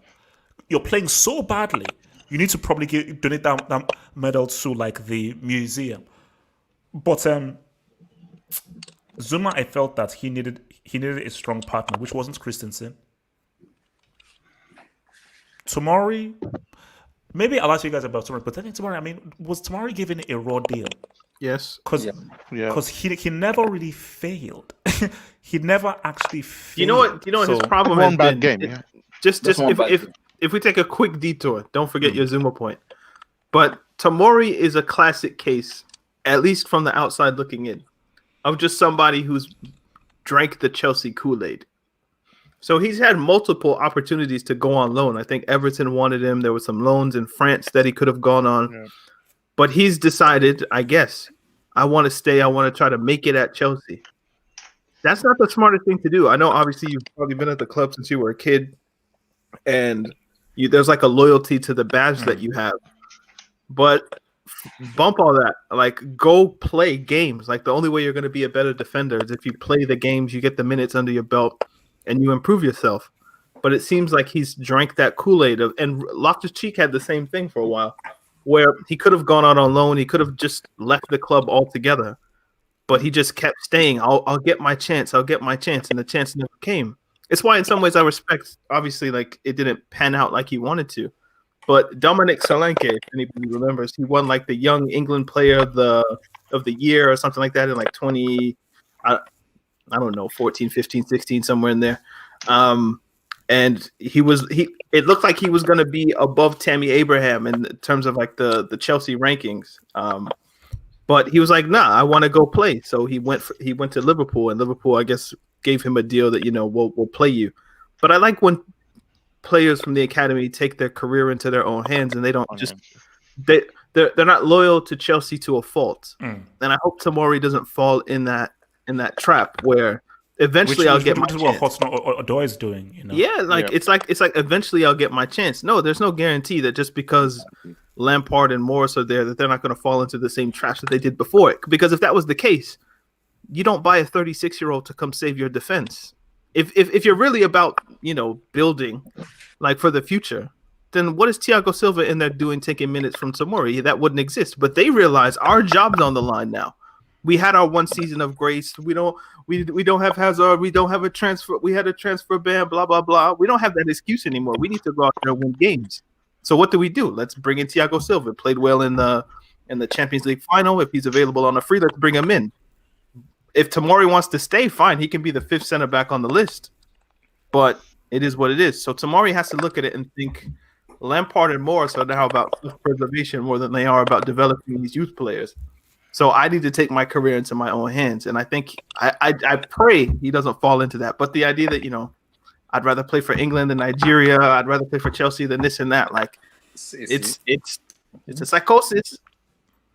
All right, so what's it called? Zouma. So Zouma and Thiago Silva, I think we can assume that this is the defensive partnership. And this is, the kind of union that you hope is going to try. Not to the level of what Terry and Terry and Cavalier was, or what Vidic and Ferdinand were, but it's like, what? My hope is Christensen is now out of the picture now. Like, if everyone is fit, this is the defensive partnership. Because my fear is this is my fear, that for some reason Zouma makes one mistake or something, and somehow Christensen finds himself back into this team. And I'm like, whoa. What the guy will play idol Christensen at the moment? Francis, you can't do that. You need to. What's in Zuma's favor though? Have hope is that he's starting to score goals. So I think he has 3 goals this season. So he has to score to keep his No. Goals on Aubameyang. What? No. What? It's what's what I'm trying to make. Like Christensen, he plays a lot, but he gets into these goal scoring opportunities But he never scores. and he never scores. The header's always wayward. It hits his shoulder when it should hit his head. Like, and then he'll make mistakes on the other end. If Zouma can make up for some of his few mistakes with goals now, which has always been a development you would think, because I guess what you needed was better set piece takers. Ziyech again, he arrives, and now we have a player who can put the ball on a sixpence, as they say. Zuma's leap, even with the ACL injury, he still jumps 10 feet higher than everybody on the pitch. So if you have the quality and the ability, you put those two together, and Zouma should be scoring a bit more. Whereas Christensen would never do that. So I think Lampard will be thinking, I need goals from everywhere. So let's play a player who I trust on set pieces, both in the defensive aspect and the offensive aspect. You see, but again, to the which I get it. If Zouma needs to score, I'm just saying that no. I'm just saying that's in his favor. I'm not saying that's the reason. True. It's just a plus. But see, my thing is, a pro. Right? If let's even talk about Thiago Silva a bit. 2011, Thiago Silva was at the very least top 3 defenders in the world. At the very least. I remember him at AC Milan. This guy used to defend all 4 positions. He was that good. He decided to move to PSG. I was like, Thiago, that's your fault, because once you moved to PSG, we automatically had to take you out of the conversation. That's just because y'all disrespect French football, man.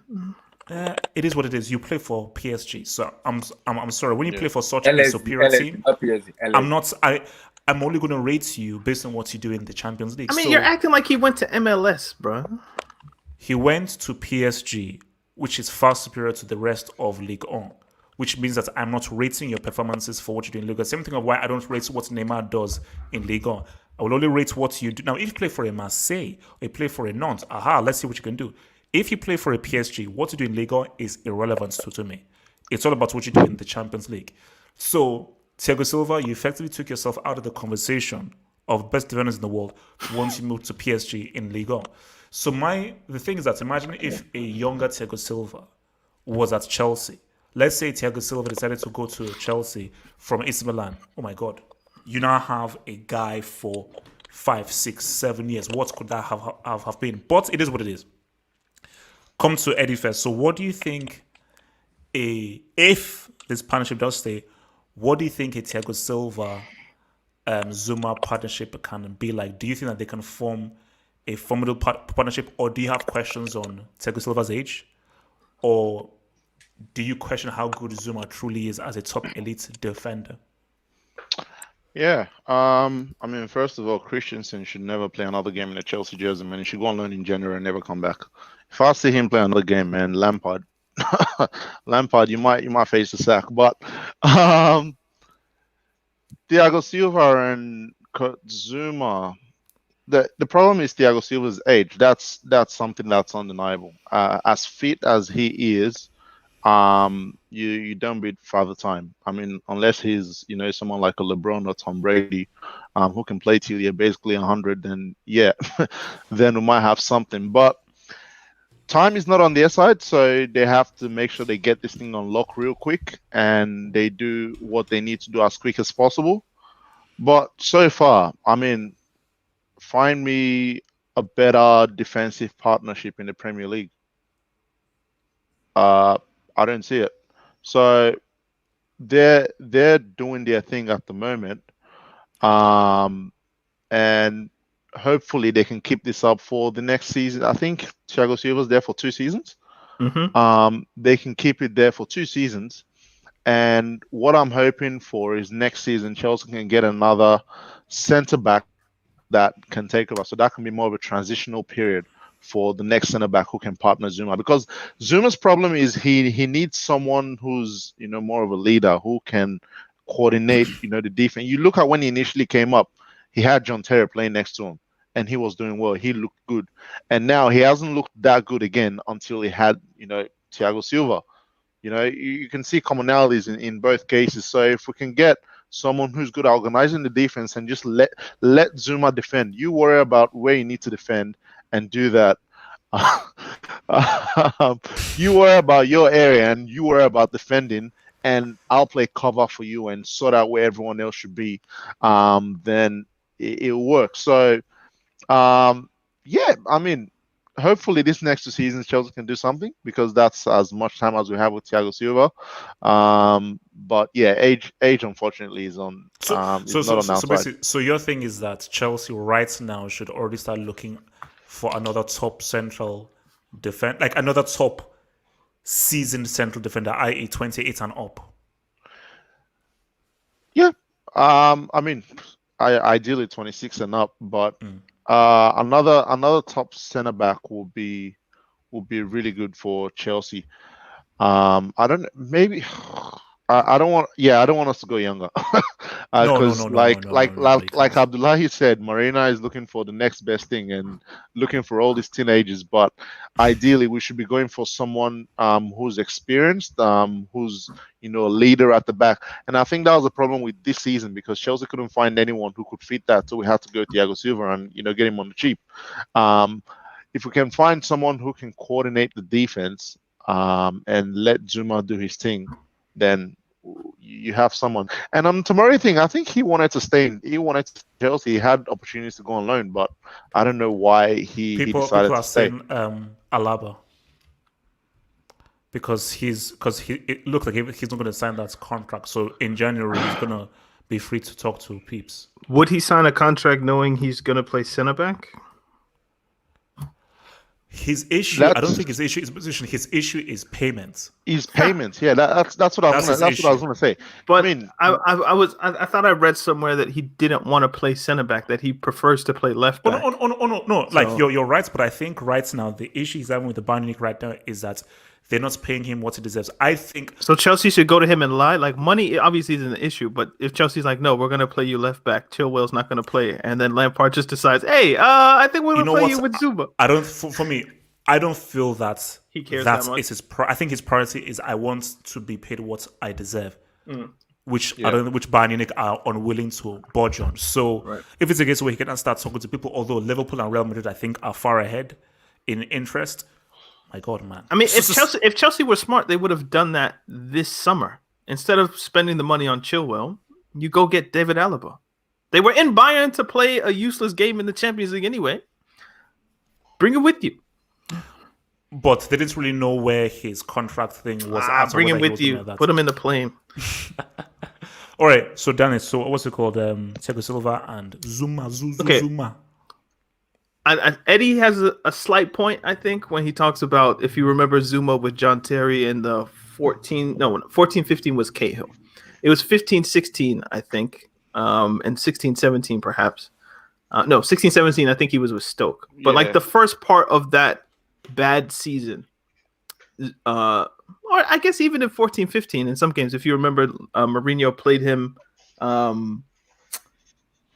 DM against Spurs in I think Wembley or wherever it was, in the cup final. So he was getting games, but then he got injured, and people just kind of assume, okay, you have John Terry plus Zouma is a good thing. You put another old head next to him like Silva, that's a good thing. I don't know if correlation is necessary causation or if causation is necessarily correlation in that sense, because you would think you put an old guy next to Zouma, he does well.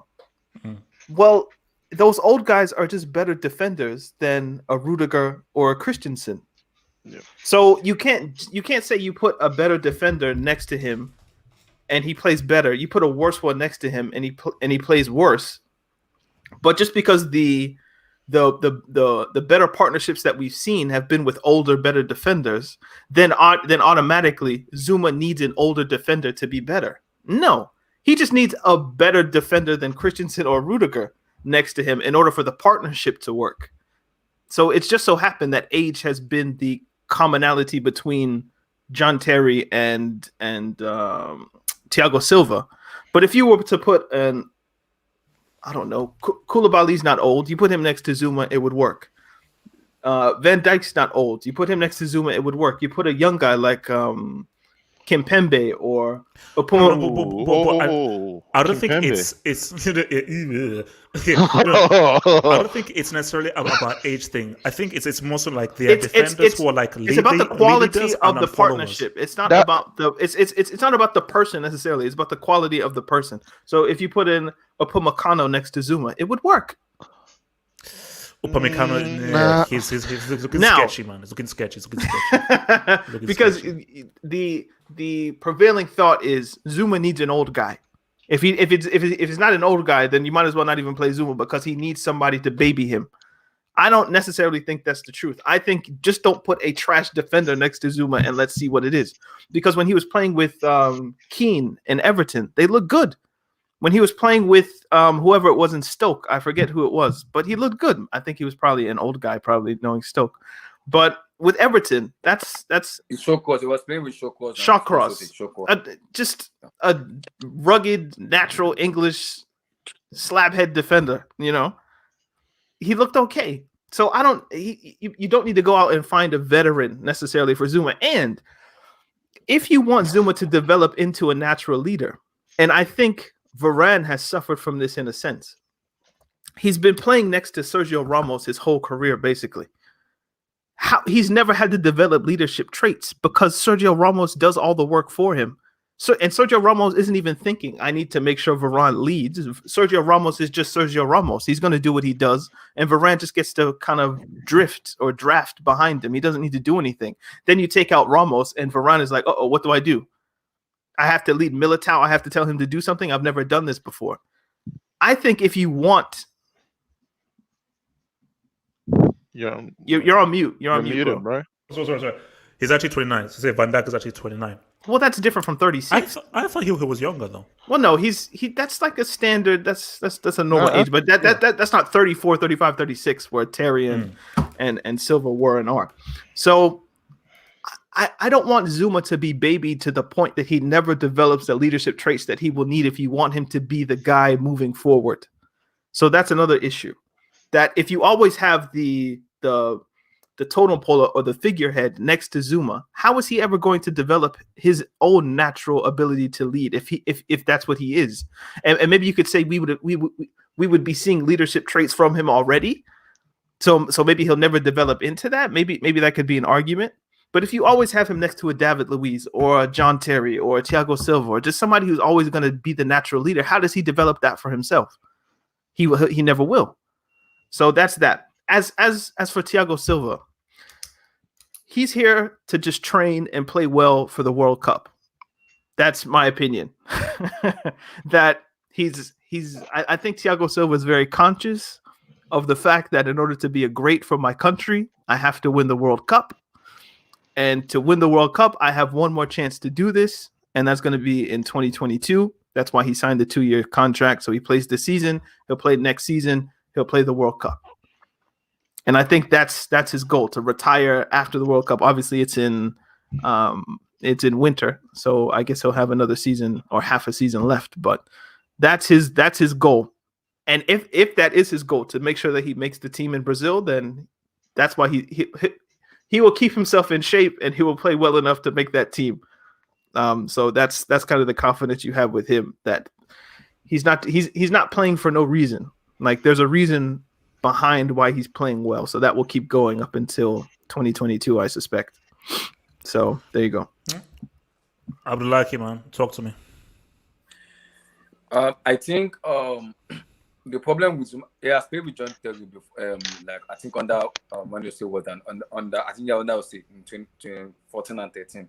So the problem with Zouma is Christensen has been bad, Rudiger has been iffy.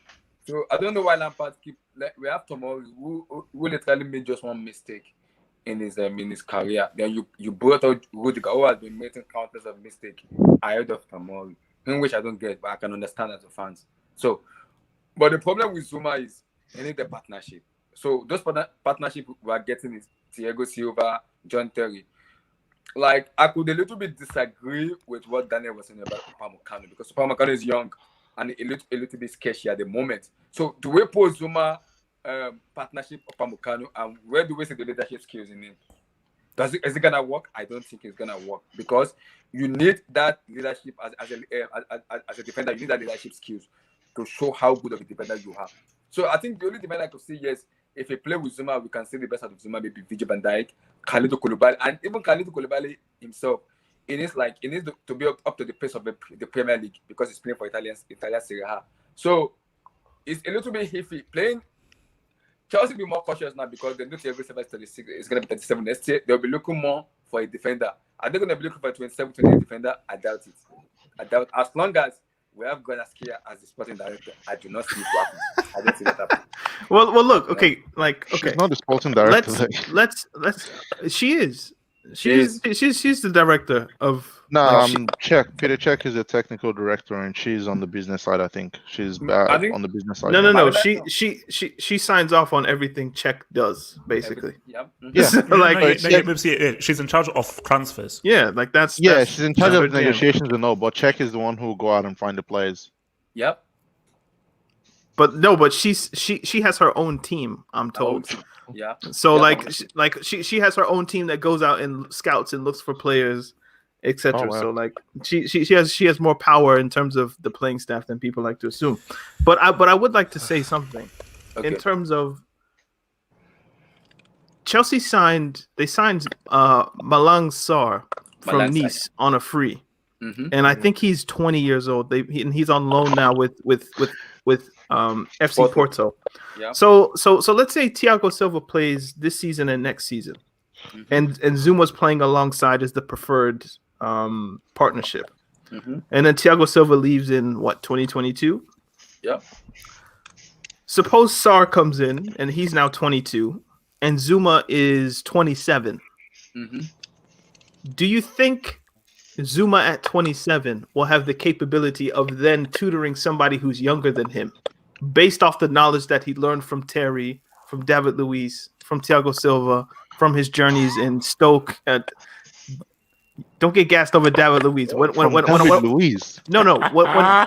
From what did he learn from David Luiz? Leadership traits. David Luiz might not be the best defender. Leadership traits. Guys, David Luiz is like a leader of men. That's why Frank Lampard had to get him under the team, because Lampard knew that if I don't remove David Luiz, that's a power. That means nothing if you're a trash defender, man. Of course, the key thing is that he's a trash defender. You can be loved by people and everything. He's a trash defender. Then he's a trash defender. His personality is because he's funny. Magnetic one, because and that's why Lampard had to remove him from the team. Because Lampard knew that if anything goes left here, Luiz is capable of doing what I did to Villas-Boas. Yep. So he had to remove him from the team. And that's what I mean, what Zouma could have learned from Luiz in terms of the personality, affability, and that just natural inclination that people like him. Because Zouma has that personality as well, that people just seem to like him. So that I'm not saying he's going to learn how to slide tackle and learn how to read the game from David Luiz. You learn that from John Terry. You learn that from Thiago Silva. But there are things to learn from people who are just nice people or just gravitational people in that sense. So I'm wondering, do you guys think over the next 2 years that Zouma could develop into somebody who you would want to lead a younger person? See, for me, it's a personality thing, because I think from even when Desailly was at Marseille, you could tell that no, this guy has leadership qualities from this very early days, and I don't see in Desailly and Marseille in Zouma right now. I think Zouma is definitely a guy that people will like and gravitate towards. I don't think that he can develop that kind of. This just got my gut instinct. Exactly, it's because who knows? Because my thing about it is that he's never been given an opportunity. I'm just going based off of he's he's laissez-faire, but you could easily be that off the pitch, and based on your maturity, your experience in the game, how to switch in. So it's now business time now. Okay, boom, boom, go there, go here, everything. So it's hard to say because the quality is there. Yeah. So it's about, can he now make that mental, psychological switch to now mature into a defender that now takes responsibility for things and is now telling guys what to do. Because in every defense, there has to be a central defender who communicates. Offside, go up, zone or man's man. What are you doing? So because it's all about this. Defense is all about this communication. And none of this, you're screwed. And have hope. You laugh at Luis, but do you remember when the Kepa situation happened in the League Cup final? With Sarri v Kepa, and he wanted to put on Caballero, and Azpilicueta was nowhere to be found. Who was the guy that you would say was the leader in that situation on the pitch? It was David Luiz. Okay, but can I respond to you? 100% yes. David Luiz has that kind of alpha leadership thing. The issue is he's a bad defender. So it's like, but Zouma doesn't have to worry about being a bad defender because he is. But you can just learn from people on your job, and I'm hoping in like the 20. What would that have been? You could no 2015. No, Danny, somewhere around there. He's not learning from David Luiz. He's not learning from David Luiz because he's a bad defender. So no matter how good his leadership is, the guy's crap. So Zouma should not be learning anything from David Luiz apart from how to just crack jokes off the pitch. That's it. That's what I'm talking about. That people like Luiz off the pitch, and you can learn from that in your own life. Yeah, exactly. Yeah, but I'm not paying David Luiz $150K a week for him to sit on the bench. I didn't say that. Better leader. And the more I talk about it, the more I'm even thinking, did they play together? Because they could have. I could be missing one on there. I think so. I don't think they played. I don't think they played together. Yeah, so that's what I was thinking. I was thinking maybe because I know Mourinho sold him after 13-14. So I'm not sure if they even played together. So maybe that's not even a good point. But all right, so let's take some comments, man. Luiz is crap. I wouldn't listen to shit he has to say. You see, I mean, look, you're clicking on the comments that you want, though. No. In all honesty, I just picked one at random. Okay, I wasn't trying to pick one, but no. I'm saying to him like, yes, he has great leadership qualities and so forth, man. But he's not a good defender. What you want the whole pie, not just the icing. You want to have a guy that's a great character, and also a top defender. Basically, when you're looking at a Van Dijk or a Ramos, now Ramos on his good day, oh my God, you can learn everything because he is a great leader and can defend. If your dad gives you good advice, but he's a piece of shit, do you not take the good advice because it's coming from somebody who's a bad person? I would take it because it's gonna help me in life. That's all I'm saying. Like, you can take advice from people who are bad at what they do, because just because you're bad at because you're bad at what you do is awful. Daniel, for a guy with a imagine, PhD, that's an awful analogy, man. I'm just trying to make it make sense to the layman, okay? Like, Daniel, imagine David Luiz and Zouma are on the pitch, and David Luiz is giving Zouma advice, and 3 minutes later, David Luiz gives the ball away that leads to a goal. How do you learn from that? Maybe I'm not making sense, and I'll try one last time. I'm not talking like, if you want defensive advice, you listen to better defenders, right? But there are also examples of people in your life that don't tell you anything, but you learn from their personality and how they interact with people. And that is a form of education that can be invaluable. So I'm not saying if David Luiz tells Zouma to run to the left or run to the right, that's where he learns. I'm saying Zouma observes how David Luiz interacts with his teammates and how he gets his teammates on side. And that is how you can learn leadership traits from somebody. Daniel, but can you...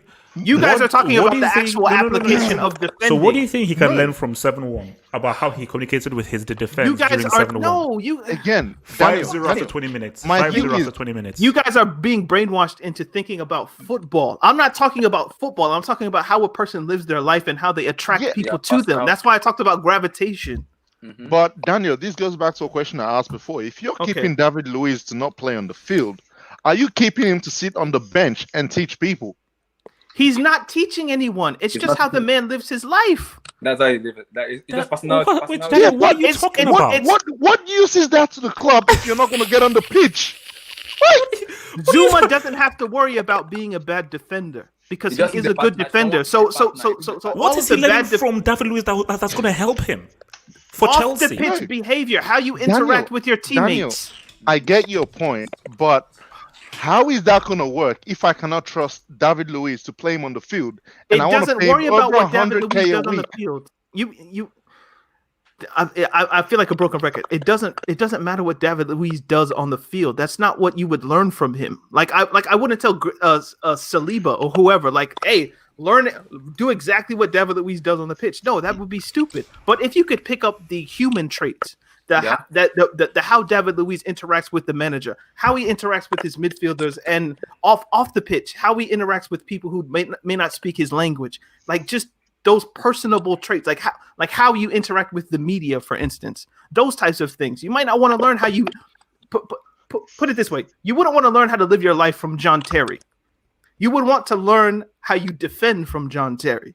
But someone like David Luiz, you wouldn't want to learn how you defend, but you might want to learn how you should live your life. And in that lesson or in that human example, you might find yourself being a better defender. Wait, Daniel, do you know David Luiz personally? No, but the way people gravitate towards him tells me that person is actually somebody that people like. And if you could learn something from that, that would be good. We're going in circles. Do you think they like him because they respect him, or they like him because he cracks good jokes? I don't know. But Zouma would know if he was in the Chelsea camp with him. That's all I'm saying. I get your point. I get your point on how this would help. It's not a difficult point. You guys got hung up on David Luiz, like, oh my God, like. What I am saying is, of what benefit is it to Chelsea for me to keep David Luiz just for dressing room reasons? I never said they should keep David Luiz. That's what you're saying. No. Okay, what are you saying? Daniel is saying about personality, how people can learn. Yeah, but if I cannot trust David Luiz as a manager to put him on the field, and I want the young players to learn from him, he's sitting on the bench. And what use is that to my team if that's all he is useful for? Why do you think Frank Lampard got rid of David Luiz, Eddie? Because they believe it doesn't even work in the system. It doesn't even want him at all. And do you think it was more about his playing, or do you think it was more about who he was as a person? Also, there were some reports that David Luiz wasn't following instructions from Lampard. So that was the thing as well. So he wanted to avoid all that, player power nonsense with David Luiz. Because David Luiz will influence the dressing room. But if he's not playing, but if David Luiz wasn't playing and he started to sook and do other things on the dressing room, then obviously it's gonna have an effect on Lampard's thing as well. Look, Okay, no. Let's no. You see, Daniel, I get where you're coming from, but I disagree. But I do get where you're coming from because it's someone like, it's like Ambrosini for AC Milan. Ambrosini was an average player, totally average, and I'm like, why is this guy even on the pitch? He does not contribute or anything. He's been at AC Milan so long, and his personality is so important that you keep him. Even I think they did it with Toldo and Inter Milan, and they did it with Abbiati in the AC Milan, where they are guys where they've been in there for so long and they're so strong leaders that they keep them around there. For me, I just don't put David Luiz in the Ambrosini, Toldo, or Abbiati category. I think David Luiz is for a few laughs over a few pints and a few drinks. I don't see him as like, this is a leader kind of guy. That's just me. But moot points. So, Giroud. The rumors are about that Inter Milan are looking to get Giroud. And this is my thing about Giroud. Giroud is a prime example of a useful brick. He is the most useful brick I can ever think of. Is the best example in the world. And Tammy's playing well. You cannot deny the use of Giroud. He's not a great player. He's not technically great. Yes, he did more than Stefan Givash to win France that World Cup. But let's keep it real. You were a striker for France and you ended up with 0 World Cup goals at a World Cup that you won. But he was important and he helps. And it is always useful having an aerial threat. Tammy is pretty good in the air. Giroud is the best aerial threat that Chelsea have in terms of a striker. And if you now have a guy with Ziyech's passing ability, it would be ill-advised for you to get rid of an aerial option. You want all the options on your table for Ziyech to be like, okay, I can go through ball, I can go short, I can go high, I can go low, I can go through ball. So you give him different options to go for and different passes that he can pick out. But there are a lot of options because Werner can play striker, Tammy can play striker, Giroud can play striker. So Mason Mount can play striker as well. who? Mason Mount. Easy. So I want to confess to Daniel Luiz with this, man. So Daniel Luiz, Giroud, where do you stand on Giroud? Firstly, fuck you.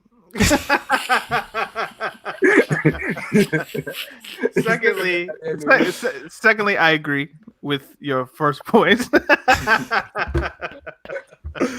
I agree. He's useful for the team, and why would you want to give Kante something he could use? I don't like that. So no. If Kante wants somebody, drink water. He's on the book still. Zappacosta, he's on the book still. Marcus Alonso, he's on the book still. So take the useful players or the players Chelsea have no use for first. Because the moment Tammy Abraham gets injured, there's no other striker. They sold they loaned Batshuayi out. So the only two strikers in the team are Giroud and Tammy Abraham. So, or I guess Werner in a sense, but so yeah, I agree with the first point. Abdullahi. Daniel Luiz. Fuck out of here, man. For me, if I called you Have Terry, you'd be pissed. Bro. Inter Milan wants Olivier Giroud. So are we gonna go into the market to get a new striker or what's going on? Because for Chelsea to release Olivier Giroud, there have to be a plan that Olivier Giroud is leaving. There have to be someone coming in. And at the moment, what strikers available at the moment in the window that wants to buy? Tammy is playing well. If Tammy gets injured, okay, Timo Werner can play there. What if Timo Werner gets injured? Who is left? Who is left? Mason Mount. And is there an argument that Giroud should be probably playing ahead of Abraham anyway? Yes, there's an argument. Yeah, I believe so. And at least in certain specific games. Yeah. Like if you're playing a big team, I'd rather have Giroud up there than Tammy Abraham. Yes. So exactly. So if you are giving Antonio Conte Olivier Giroud, which I believe Olivier Giroud going to Inter Milan is going to be very important because Conte loves those old players, and Giroud is like you call it, is a useful brick, but he's very very good striker. Now we're selling Giroud out. Who are we gonna get? Who is available at the moment? I don't think of a striker available at the moment in the market at the moment that we can buy. Who? So you're selling Giroud that you have to have a replacement. You need a replacement. So who is that replacement you want to bring in?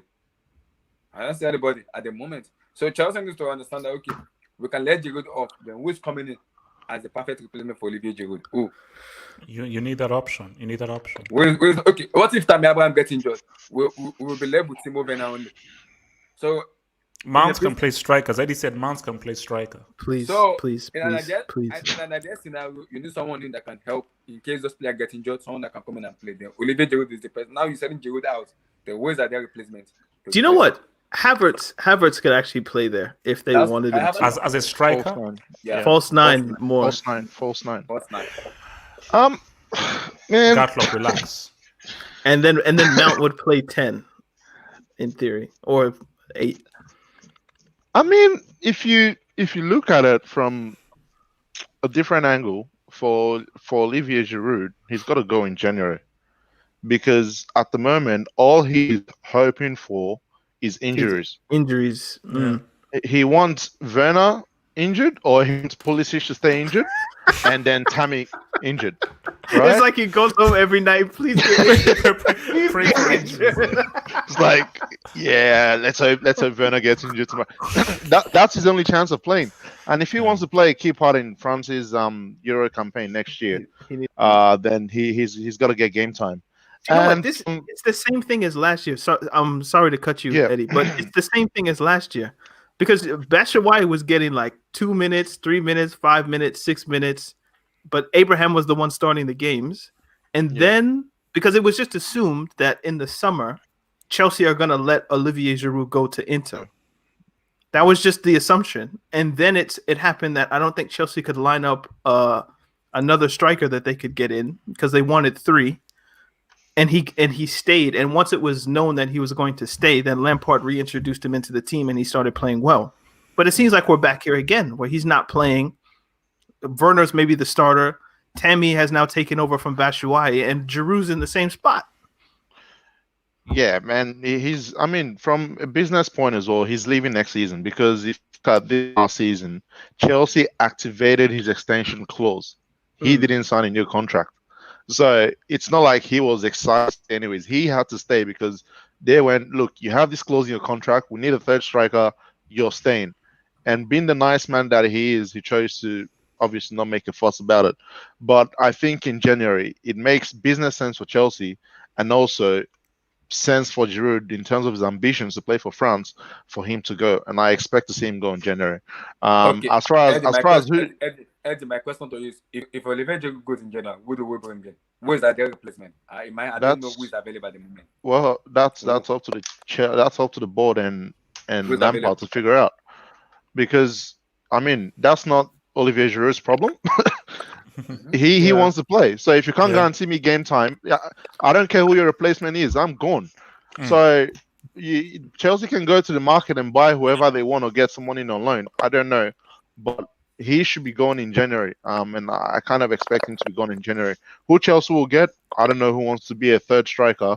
You probably need to get an older guy off one of the less quality leagues or something, because the young player is not going to come and play behind Tammy Abraham. Igalo? And Relax. oh god, not Igalo, please. Come on, man. Oli Watkins, no. You guys need to relax. Man. You guys need to relax. Yeah, no. And yeah, in terms of Antonio Conte, man, we have his players he's interested in. I mean, he signed him for Chelsea in the first place. Alonso, Drinkwater, like Danny was saying, they're quality players you can take. They fit the system perfectly. I saw a report on N'Golo Kante was the missing piece. No. I think Danny Drinkwater fits the system better. In Inter, so he should have a look at quality player. Drinkwater is very quality. Look, his potential has not been like for me. I think his ceiling is tier 1. I think we will give Inter Milan a discount as well. I mean, Antonio Conte bought him for 40 mil. Yeah, we'll take 25. We'll take 25. You can have Drinkwater. Just 25 mil. If you want, you can have Bakayoko as well. He's on loan to Napoli. Easy. Napoli. He plays in the same league. All we'll do is just work the papers and move it across. He can go to Inter Milan. So if Conte needs more players, he can come talk. But just don't touch Conte. You can have everyone else. No Conte. Oh, actually, very good points. Yeah, we have to talk about this. Kante. Let's just settle this right now. So many people have said that. Why we have to have a serious conversation about N'Golo Kante, and about him slipping and so forth. And again, let me just keep it clear. There's this narrative that I am biased for black players and biased against white players, which is wrong. I love white people. They're really nice and squishy. So my thing with Kante is, and I think Danny even made the point that this guy has been run amok.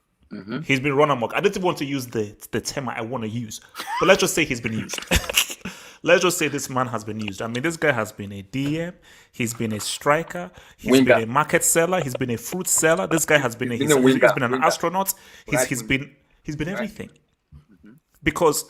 And people forget that, mate, this guy has been run because he is so willing to do stuff and he is multi-talented and multifaceted. People have just been used to the point of where, bro, man, it's like, because he never complains, he never shows he's tired, he never shows fatigue, and he has an amazing poker face. You can never really tell whether this guy is struggling, because he is just always like, okay, what's my job? Do it, boom. Because that's just his personality. Like, okay, I'm just here to do my thing, boom. But you can now tell that, this dude is fatigued. This dude is fatigued. And like, look, he is quality, he's talented, But I think that he should have always been primarily a guy that protects the defense, who can also, when need be, bring the ball up. I think that should have been something that he honed. Basically, he should have had the Busquets, Casemiro kind of mold and just honed into that. Sarri decided that, oh, I want you to now play in the last third. And now we've not seen him because my thing is that he can't. He can't sort of navigate in the last third and so forth. But what's it called? What's also saying? Jack of all trades, master of none. Be a master of just one thing. Truly perfect yourself in one thing, rather than just doing all these million things at once. Just focus on one thing, and then when need be, okay, we now need you here, we now need you here, but for 90% of the time, this is you. And just focus on this during preseason. Come the season, I've not perfected this. How many times did you see Busquets in the final third? How many times do you see Casemiro in the final third? That's heat map was always in that area for Casemiro and Busquets. So that's the thing, man. So Daniel, man, Kante, man, does he deserve this shocking criticism, specifically towards a World Cup winner? Who's been criticizing him though? Like, Oh who my are gosh. these so-called people? Bro. Okay, I don't have names, but all over Twitter is like, oh, when are you going to have an honest conversation about Kante? Man, Kante is a brick. Kante needs to be sold. No, Kante needs to be dropped. So Kante is all the time. On my Twitch, on Twitter, on YouTube, all the time. Those are Liverpool and United fans. I don't think they are actual real fans that are saying they want Kante to be sold. I don't know. No, some of these guys are Chelsea fans who said, Are you kidding? Kante, man, this guy's done. 100%. 100%. They might be taking some weight, man. Some weight. So Daniel, talk to me, man. I think people would rather be first than be right. So it's fun to be, I was the first one that said Kante was finished and now he's finished. So I guess like you kind of read the injuries and I don't know, they're kind of like your tea leaves and you say like, well, this guy's having a bunch of injuries. So obviously he's going to be finished soon. So let me just go ahead and pronounce, I think Chelsea should sell him while they can get the most money from him or while they can get the most money for him from wherever. So I think that's probably what's going on, is that people would rather be first than be right. As for the individual Kante points, I think I've talked about it ad nauseum, so I don't feel like jumping into it. But Abdullahi. For me, for the people saying Kante needs to be sold, we need to check them in the Siberia. Maybe we need to induct them entirely, because if you look at those two managers who have played N'Golo Kante, Antonio Conte, and Sarri, and I also believe the job also is part of it, because if you look at the way they play N'Golo Kante, yes, people may say it's a box to box, but Conte can play as a proper DM. He can do that. If you actually want him to do it, he can play as a proper DM. So I really understand. I don't understand this manager playing outward position and everything. I don't understand why they're doing it. And people who ask Conte to be sold, I can bet you they would love Kante to be in that team. United, Liverpool, Tottenham Hotspur, Paris Saint-Germain, Real Madrid, Bayern Munich. They want N'Golo Kante to be in their team. That's how good of a player he is. He's been played out of position by different manager, like running around doing this kind of stuff. Now it needs to be his best position. As like you can see how Lampard wants to play him as a DM. Don't go too much. Just pass it. Get the ball from the defender. Pass to your nearest midfielder. That's the job of Kante now. Don't overrun him too much. You don't need that. Lampard even said after the postman that everybody keeps saying Kante needs to be playing forward. He said his proper position is a box to box, but I want him to play more as a DM. Get the ball from the defender, play to your nearest midfield, then let him do the other job. Lampard understands the kind of way Kante wants to play, but some manager who doesn't have sense wants him to play out wide. Who are brilliant? E.g. Sarri. So Sarri said he wants to play in Jorginho, so you want to play in Jorginho, and you want Kante to be running, playing midfield, winger, striker. That's stupidity for me. So his job is more as a box to box, but if you want to play as a DM, he can play as a DM. So Kante is not a brick now. He's been injured for like 2 seasons. Completely understand. Player can get injured, but you need to be respected. No, you need to be. It has to be respected. No. Eddie.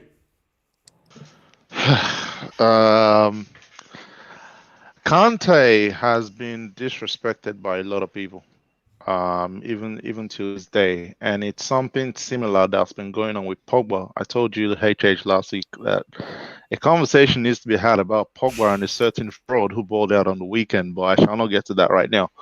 But Kante has been misused. Same thing with Pogba in terms of the systems they play in, and also he has been run to the ground by certain managers to the point where people see him as injury prone.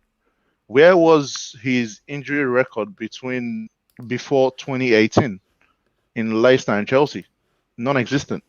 He was balling out. And there's also this thing where people get used to you playing at a certain level that they don't see anything special in your game. It's like, if I keep doing the same thing, then obviously it's like, yeah, what else does he bring? Or can we have a conversation about how this guy's not improved? No, I'm balling out at the same level. What else do you want me to do? I'm doing my job.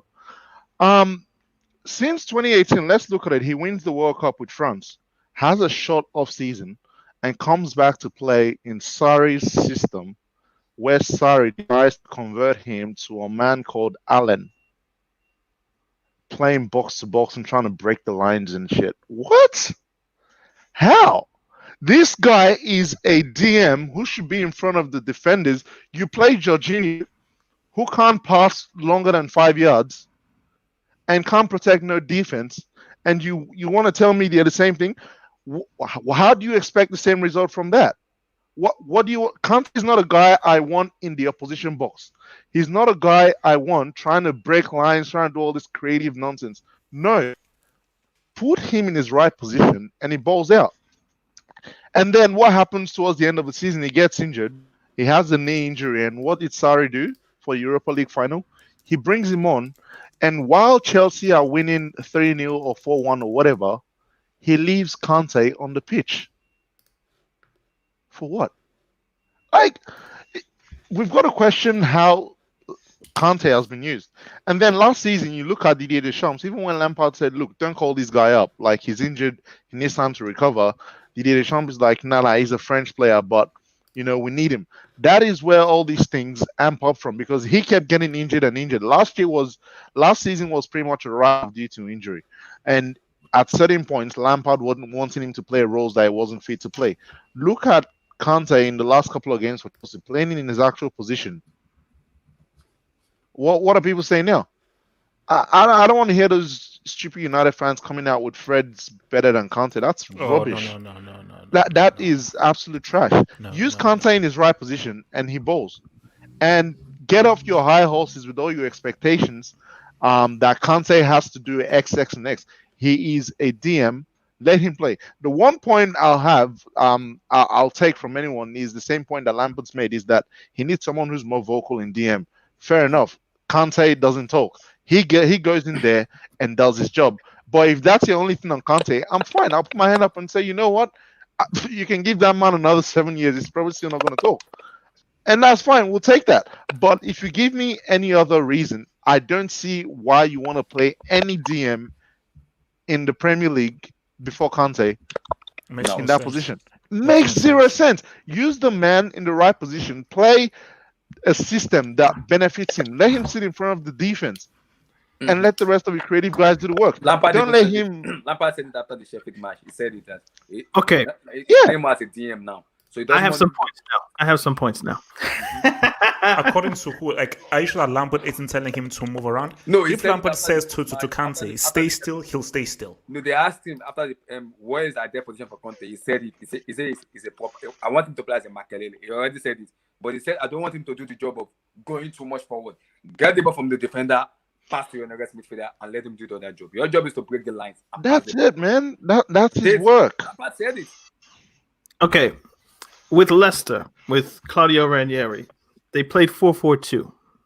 So you have your 4 defenders, you have your 2 strikers, and then in the midfield, you have your 2 wide players and your 2 central midfielders. Kante was in one of those 2 with Denny Drinkwater primarily. So there was a 2 in midfield.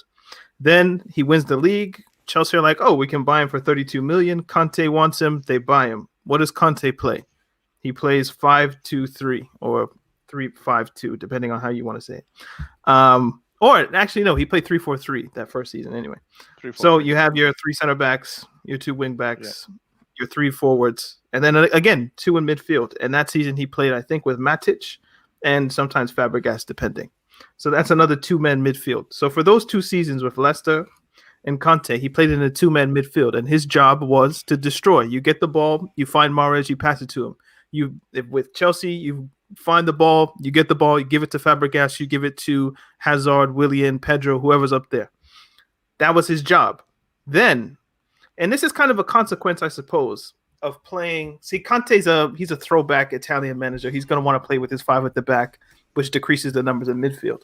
But especially for Leicester, and this is, I guess, where people started thinking about Kante like this. Kante was playing in just a rudimentary football system. Obviously, it won Leicester the Premier League, but it's 4-4-2. Nobody really does that anymore of any real standing. None of the top teams in Europe play 4-4-2 consistently. They might try it. They might do it in like their defensive aspect where they want to press in a 4-4-2. But just their standard offensive build-up play, nobody does that really. So part of Conte's issue, I suppose, was he was so good at the roles that he was playing in like a 4-4-2 that he then went to a team like Chelsea, whose ultimate desire was not to play pragmatic Antonio Conte style football. It was to play more attacking, free-flowing football.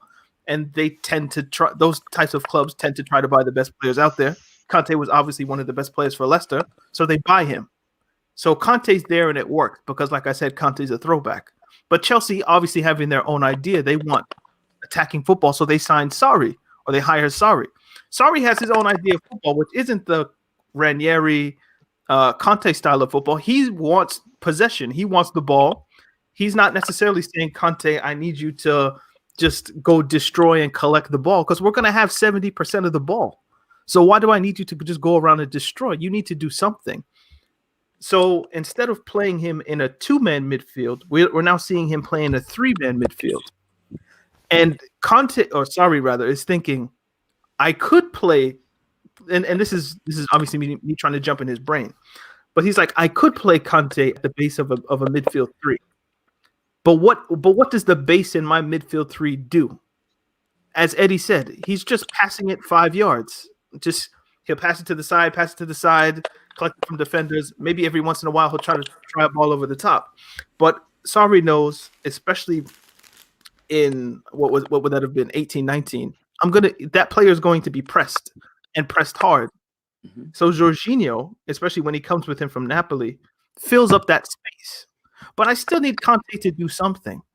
I can't not have him in the team. So he plays him in a midfield position. That's pretty much what he's been doing the whole time. So when people say, Sarri didn't play him in his natural position, he basically did. Conte was never a static person. Whether for Conte, he never protected the back 3. For Leicester, he was never static in front of Huth and Morgan. He was always a running player, box to box. That's what he always did.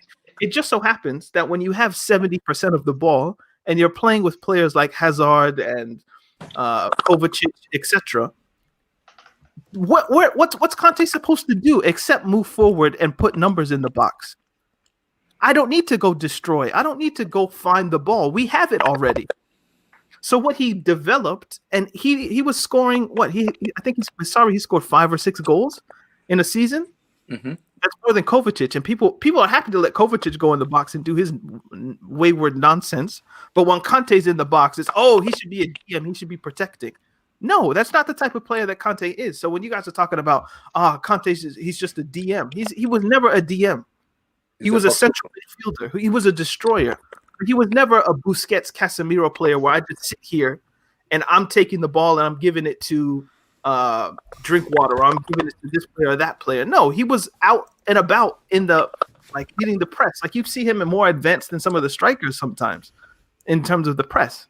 But now that he's been injured, now Lampard, I hope, is realizing I can't play him like he's been being played for the last 5 years. Yeah. I need to change him because if we don't change him, these injuries are going to start, like the miles on the clock are going to get too high. So now the misconception that Conte was always a static DM, that misconception is going to have to become reality now if he wants to prolong his career. Because he said after the Sheffield United that he has been played too many out of position, that he wants him to stay a static DM. Don't go too much. Don't get the ball from the defender That's why it's clear. Exactly, and in theory that will help save Kante's later. So Eddie's point where he needs to be a DM and sit in front of the back four, that's reality now. But let's not rewrite history and say that's all that Kante was. No. In fact, in order to be the player that he needs to be now, he needed to play forward in order to develop his touch, his press resistance, and all that kind of stuff that he would have needed to have, or that he needs to have now if he wants to play where Jorginho traditionally played. No, but I think that, like, I mean, I do get your point. I want to say this. The reason I'm going long is because I'm never talking about this in my life again. So I'm just getting it all out now. Yeah, no. Like, fair point. But just to your points about Leicester City, is like, I think maybe it all goes down to possession, because for Leicester City they're much more of a counter-attacking team. So Kante would get the ball. If, let's say, he takes the ball over the halfway line, he's popping it off to someone. But there are times in which, for Chelsea under Sarri, he's holding onto the ball now. So even from a perspective, this is weird, because you're really seeing Kante really almost holding the ball and now thinking, okay, now who do I now need to pass to? I root the ball back. Who do I need to pass to? But let's say it was quicker. Under Mahrez, Sarri, Vardy, boom. Liverpool, So team. it wasn't something that's, because it's playing further up is one thing. What you do further up is another thing. There's a thing about where you're further up and then you're just releasing the ball. There's a thing where you're further up and you're now holding onto the ball for a prolonged period of time in the final third, which is not what he was used to, and he had to sort of learn to do that. But you know what it is? People don't like Kante making decisions, and I will leave you to assume why that is. But people don't. Why is Kante in the final third trying to make passes? There was a pass that he did. I think it was against Sheffield, or it might have been the game before. Yeah, the game where he held the ball, he dragged it back, and he dinked it over the top to, I think, Werner. And Werner almost scored. Mm-hmm. That's not something that people thought was in Kante's locker, where it was just like, whoa, he can do that? He can, like, because he knew that he was going to get tackled by the defender. Mm-hmm. But he held the ball, he did a little move, and he did that because he knew somebody's going to make a run. Then the quality to dink the pass over into the path of Werner. That's something that wouldn't have been developed if you stay with Kante and you stay with Ranieri, who just see you as just a road runner, and I just need you to run box to box, give me all you've got, run. Sarri actually did him a solid by allowing him to develop his natural footballing style. Yep. No, basically, for me, I think, like, what people just have to realize and accept is that Kante is an extremely talented player, because this is a guy that he knows how to score, he knows how to pass, he's smart, he can dribble. For me, his ability to read the game is outstanding. Yeah. Intercepting, knowing where the pass is going to go and just intercepting passes and reading where passes are and just sort of blocking channels and blocking space and just anticipating where the guy will pass. Because when you just watch, it's like, oh yeah, like interception. Wow, interception. Oh, look at when you read that and just little things. So, but again, it goes back to perception, because he looks like this is the kind of DM guy, dark-skinned, very African looking, like that. So when he now starts doing footballing stuff, in the Super Cup, the European Super Cup, when he was putting the ball through James Milner's legs and he was just nutmegging everybody. So people are like, "Oh my God, Kante can do that." I don't get how brains can't tune it. It's like, but he looks this way, so he has to be a pace power merchant. Why is he doing dribble? You see, guys' brains just like so. Yeah. So like, what is the pace and power of N'Golo Kante? He's fast, but what is his power? He isn't fast. He's technical. Like, he's not as technical as, like, maybe you say Jorginho is living off his technique, or someone like Fabregas. That's all technique. But Kante has enough of it, but people don't like recognizing it, because what do you mean he's in the final third trying to thread passes to the striker? I don't like that. Well, why don't you like it? He's just not supposed to do that. Why? Because he's a DM. Mm-hmm. Like, you're snitching on yourself, basically. All right, so final thingy, because I know this should be a fun one, man. And whenever I do this, I'm just going to throw up an image. So this is called Throwback. It's called Throwback. And I'm going to throw up an image, And I Okay. want you guys just to look at the image and tell me the one word that signifies when I throw up So this this image. is word association. Okay. Word association. Just basically, I'll let you just take within the image and just the first word that comes to your mind when you view this image, and then we'll then talk about Are we blurting this word out, or are we going in order? We're going. No, we'll go in. No, we'll go in order. We'll go in order. Okay. So.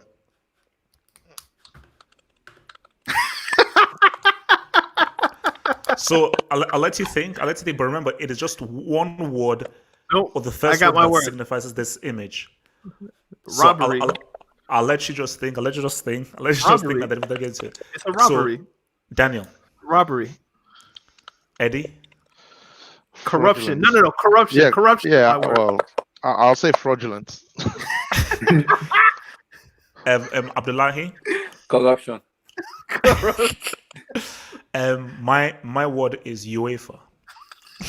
That's 4 words. That's an acronym, bro. No, I don't give a damn. It's That's I'm calling it a 2008 World UEFA. I'm calling it UEFA. Champions League corruption. semi-final. Semi-final. Okay, here's my thing, and this is what I've always believed. 2009. There has never been. Now, let's just take because I always like distinguishing Champions League and the European Cup. So from the Champions League era, there has never been the same 2 teams that have played the Champions League final 2 years in a row.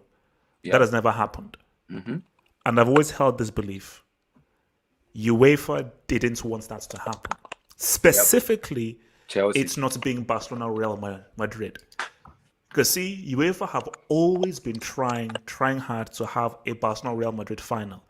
And they would be more than happy for Barcelona to Real Madrid to play several finals. They did not want 2 years in a row the same 2 teams. Nah. Because see, for me, my thing is mentality is always huge and massive in football. You're like psychology.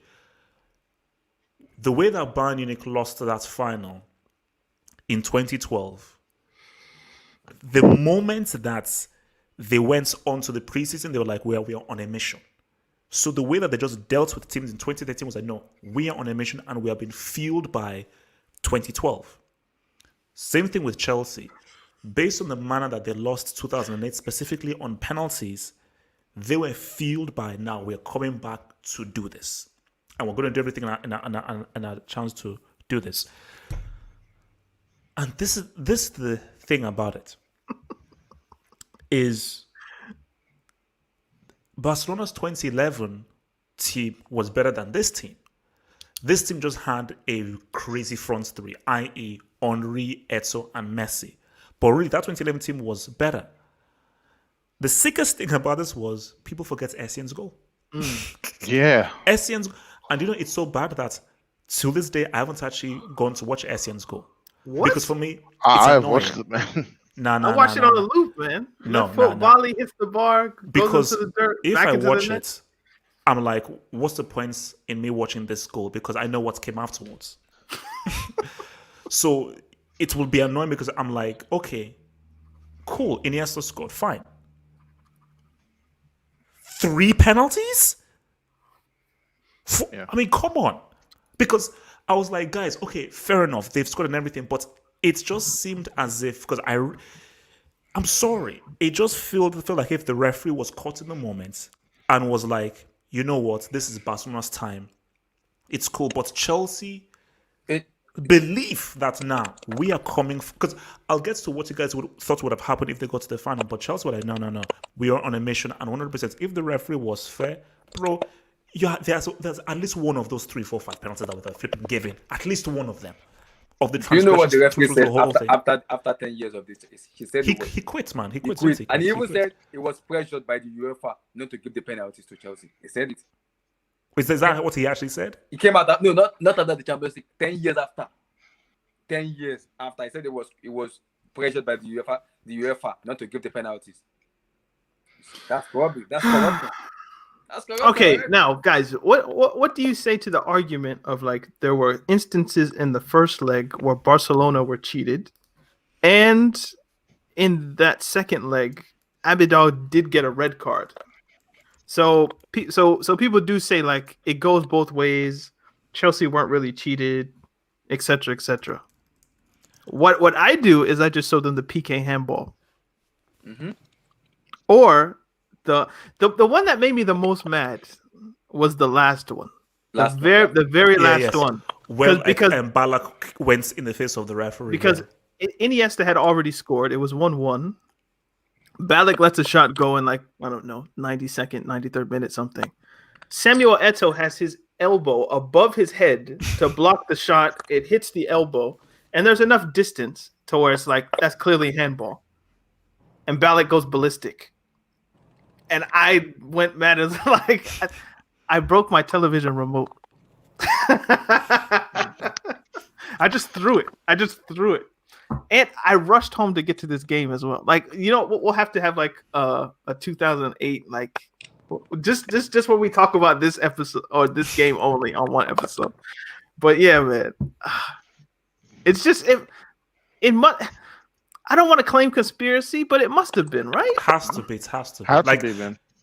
you see, It doesn't make any sense. Like, you can't have that many human errors and it just not be something behind it. No. You see, I'll be real with you. See, I'm not one of those conspiracy guys of like, hey, conspiracy. Like, I'm like, look, let's just be real. But my thing about it was, because as I was watching it, I was like, wait a minute, like, that is a clear Penalty. penalty. It was clear. And my belief was that referees, they're not machines. They're human beings. I truly believe that, as impartial as the referee wanted to be, as interested that he wanted to be, something in the back of his mind was that he was caught in the moment of, okay, yeah, look, yeah, like Barcelona and everything. So it's just, it's maybe a subconscious thing or something of where he was like, okay, you know what, Barcelona, go through, because it was written that Chelsea United were to do this dance again. It was just written that, yep, these guys are supposed to meet yet again for part In the 2. final. Mm-hmm. You know, and then the story, which I believe what the story was similar to Bayern Munich in 2013, where Chelsea, they go back and they beat United in that 100%. They beat United in that final. Do you know who gets Because away Drogba with it, doesn't though? get sentence off. Who are the linesmen? The referee gets all the blame, but those linesmen didn't see it either. They didn't see the handballs. They didn't say any of the penalties. Like, they get away with, like, everybody knows the Tom Henning or Roberto Ovredo, whatever his name was. Mm-hmm. The assistants, bro, I blame them too. And were there referees behind the goal at this point or There no? was. I don't think so. No. No, This is at that way point, back. no. Yeah, I'm not sure about that one, but You see, imagine if VR the was whole around. refereeing crew, like, But what- I was.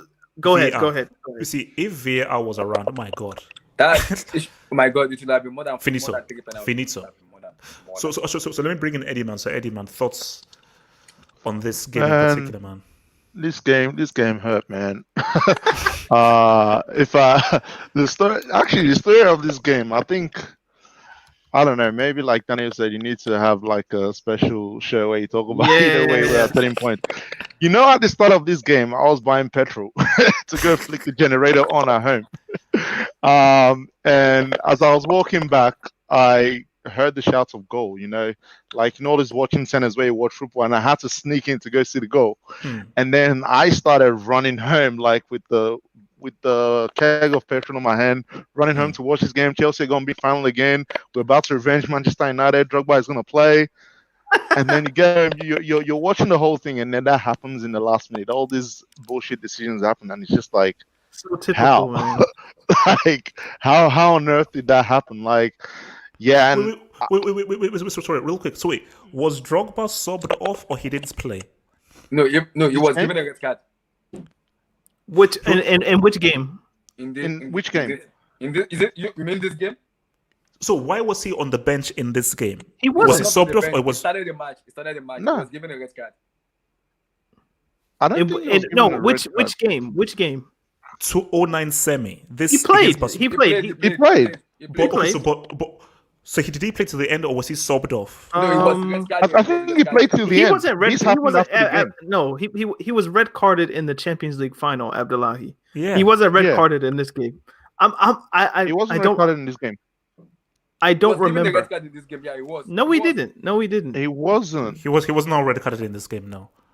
No, he wasn't red carded. No. This Because I moment want was to know after why he the was game. on the bench. Was he on the bench because he had been subbed off, or he just wasn't? He didn't play this game. What do He you mean on the played. bench? He played. Like there was a situation in the box with Abidal, where Abidal basically tackled him, and he didn't get a penalty. Yeah. But it was before the red Okay. card. So Drogba Okay. definitely played. Look, He played look, the game because this look at his moment is jersey. after Yeah, the yeah, thing. yeah. Immediately after the game. This happened immediately after the game. Look at young Ivanovic, man. He's like, what is he doing? What is he saying? Yeah. So wait. Sorry, Eddie. I caught you off. Carry on. But nah, yeah, man. Like, I mean, it had to be a conspiracy for Chelsea not to make it into that final, because Chelsea were on a mission this Champions League. The 28, the 2008 final hurt so much. No. We'll get there. Can you imagine that? Terry slipping, and then Anelka with that BS as penalty. And then to have to deal with this, man. And the annoying thing was it had to be Barcelona as well. Again. Like of all clubs you chose, UEFA Luna. it had to be Barcelona. That was the most annoying thing about this game. Quick question: which emotion lasts longer? Like the pain of 2008-9 ish, or like the joy of 2012? Because for me, the pain pain always lasts is longer. more lasting. Scars Pain last lasts forever. longer. Smiles So fade like away. I'm still more pissed at this than I was happy at them winning. Nah, the pain lasts longer, because even if you look at it from Drogba's perspective, I mean, 2012 was more like, yes, it was justified and all, but it was more like relief. I don't think you would have had the chance to enjoy it that well if 2008 and 2009 don't happen. You know, it's more like, oh, thank God I done this, because this would have been a huge scar on my career if the only thing I was remembered for is this moment in 2008 final. So It's a disgrace. It's a fucking disgrace.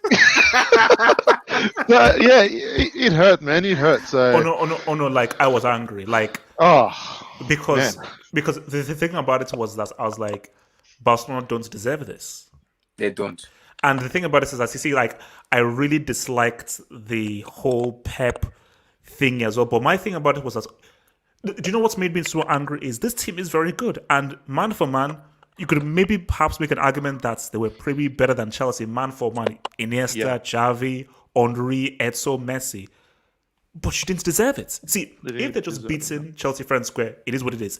The fact that it was a goal in the freaking 90th minute, and the first leg was 0-0, wasn't it? 0-0, yeah. When Drogba was basically like, do you know what? Because it was beautiful, because Barcelona said that. I remember after that first leg, Xavi said how angry he was at Chelsea for their tactics, that they didn't want to play football, that they were just basically very negative and so forth, because it was all a tactic. The tactic was get that 0-0, frustrates them, because you know how these guys play, go and win at the bridge. And it's pretty much almost worked. But the annoying thing was that, okay, fair enough, you scored that goal in the last minute, was the amount of decisions that were there. Yeah. And how Chelsea were completely, which is why this can never be taken down. I will say nothing about 2011 Barcelona. I'll say nothing about 2015. Those were clean. Was When 2015 clean? 2015. Yes. You sure? How was that not clean? MSN? No, I thought two of their three Champions Leagues were dirty. MSN was clean. Are you sure? You see, you can maybe say something about Higuain's penalty shot in the 2011 semi against Real Madrid, but 2015 is one of the cleanest CL runs. All right. No. I'm like really bad with remembering, like going back. Emerson was clean. That was clean. But see, for me, with this is that, because again, let's talk about the final. Are you all in agreement that Chelsea win that final, or you don't? I don't know. You see, this thing about is that you don't know, but Chelsea were coming for that trophy. That would have been because it was the revenge of the 2008. You say that, but wasn't there one season where Chelsea finished like second to Manchester United in everything? It was the season before. I think, where like they lost the League Cup or FA Cup final, they lost the Champions League final, they were runners up in the Premier League. Like Manchester United were in that era a better team than Chelsea was. Mm-hmm. So and remember they had Cristiano. So I can't just give Chelsea the Champions League. That Barcelona team destroyed them in the final, but look at the team they had, and they got like a second chance, almost like it was like a new lease on life in that sense. So they took them out, but I can't say Chelsea would beat United. You see, for me, I'm with Daniel in a sense of I'd like to think so. No. Basically, United were a very good team. I'm just going based off psychology, based on football. It's a toss of it. Look at how close that Chelsea United game was. It went to penalties. This as well, it's a toss of because yes, United were good, but it was close, and United were very good. Let's just be clear: United were a damn good It actually team. worked out if you think about it. I mean, it worked out because, like, imagine you go to the game and then you lose to United. That might actually be even worse. Than, twice. Because at least this way, Chelsea fans can say we were robbed, and there's a chance you could win. If you go to the final and you lose it, there's no excuse. No excuse. Yeah, because I think Valencia lost in the CL final twice in a row, 2001. Is that Benitez? I think it might have been Benitez twice. I think it was Benitez once, maybe another one. But yeah, they lost in the final 2 years in a row, like Real Madrid and then Bayern Munich.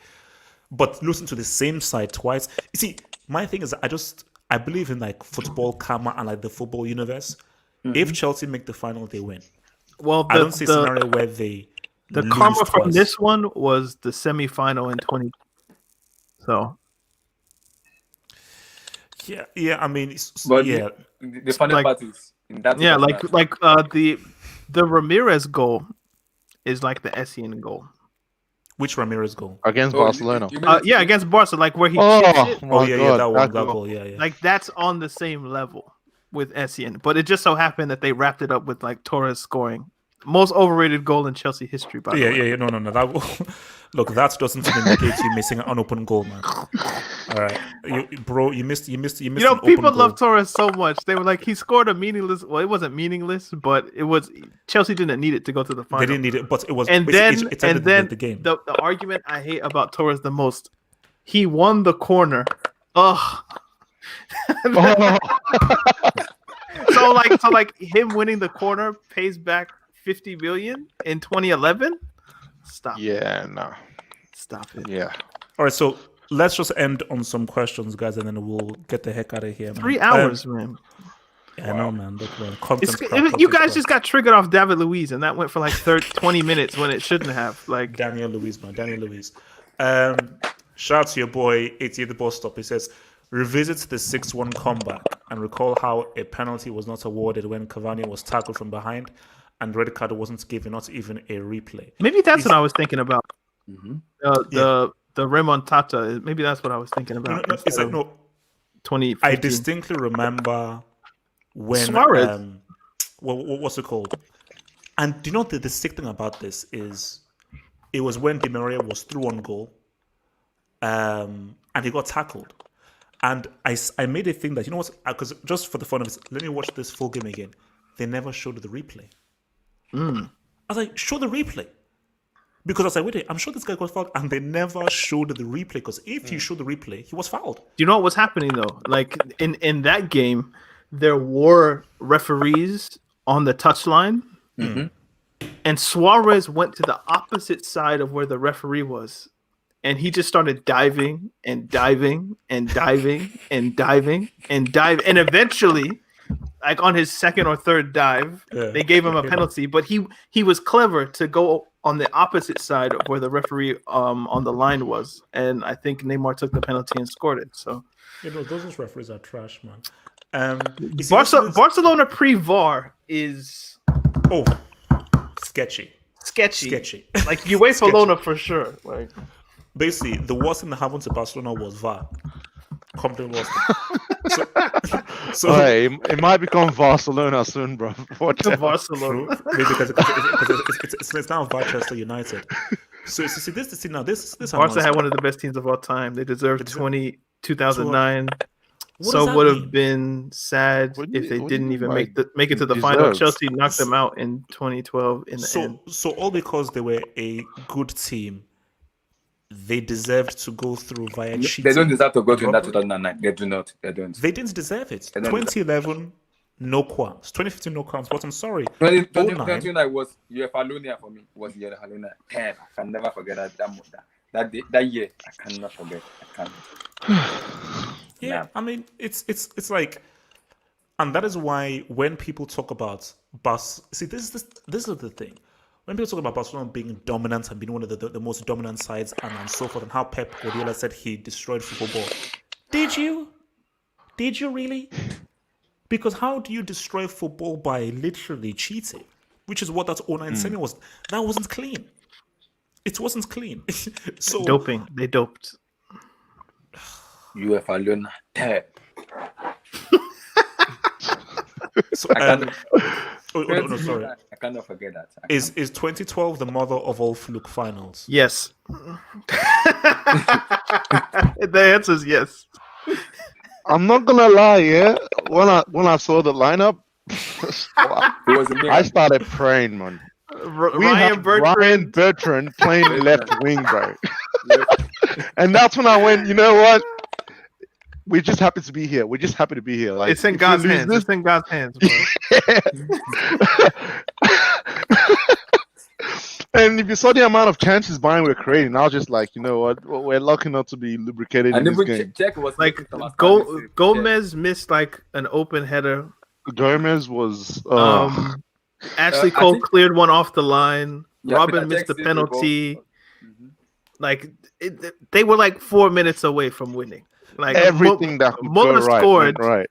It was written. Basically, shout out to Naz. It was written, man. It was written Even the Drogba header as well. Look how it went in.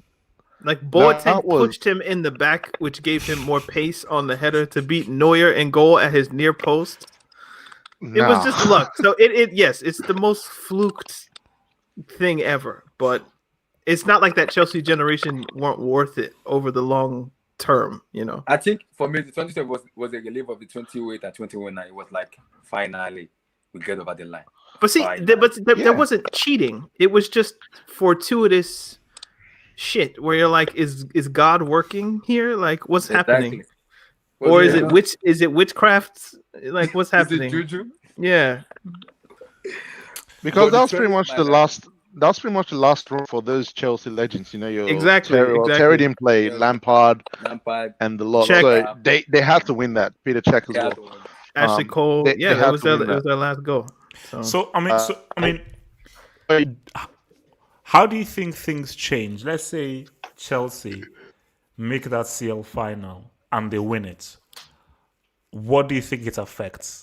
well, 2012 doesn't happen because all of those players are probably gone. Yep. Or at least Drogba. I know Drogba's gone. If they win in 08 or 09, I don't think he stays to 34, 35 or however old he was in 2012. They just all came back like, let's try it again. Let's try it again. Yeah. Let's try it again. Let's give it a try. Let's give it a try. Yeah. Let's So give it one more shot. I mean, it's Terry and Lampard are still there because they're just English Chelsea. Blah, blah, blah, like they're just gonna be there. So But I think Drogba was actually it was like I want to win this before I retire. yeah. no. I think for Drogba, I think basically it's like fueling the fire. Same thing with which is why I think it was all written because you saw in that 08 final how Drogba got sent off. Mm-hmm. And then he sort of maybe felt guilty that if I was on that pitch, I would have 11 scored v a 11, penalty. is that a different Yeah. game? So then He would have taken the fifth penalty. No, the Yeah. penalty John Terry missed, he would have been the one to take. Yeah, he would have taken the fifth penalty. Wait a minute. That was it. Now wait a minute. Wait. I've been told reliably, not even reliably, but just I've been told that Terry was always going to take the fifth because of captain What? leader legend. Captain. Because captain leader legend, Drogba would have taken one of the previous The first four, probably first or second. No, Lampard first, and maybe him second. But remember, Ronaldo missed. So Drogba. What was it? Was it 4-4? Like Yeah. it was. I think It was. Ronaldo missed Three and two. Terry missed, and then it was Yeah. sudden death, basically. Yeah. So, yeah. But that maybe saves Anelka from taking a penalty, and who knows who that could be. So, I don't know. But I was told that Drogba wouldn't have taken the fifth. And I suspect if Terry was fit in 2012, Drogba probably takes one instead of Ashley Cole or David Luiz or whoever it was. And Terry probably tries to take the fifth again.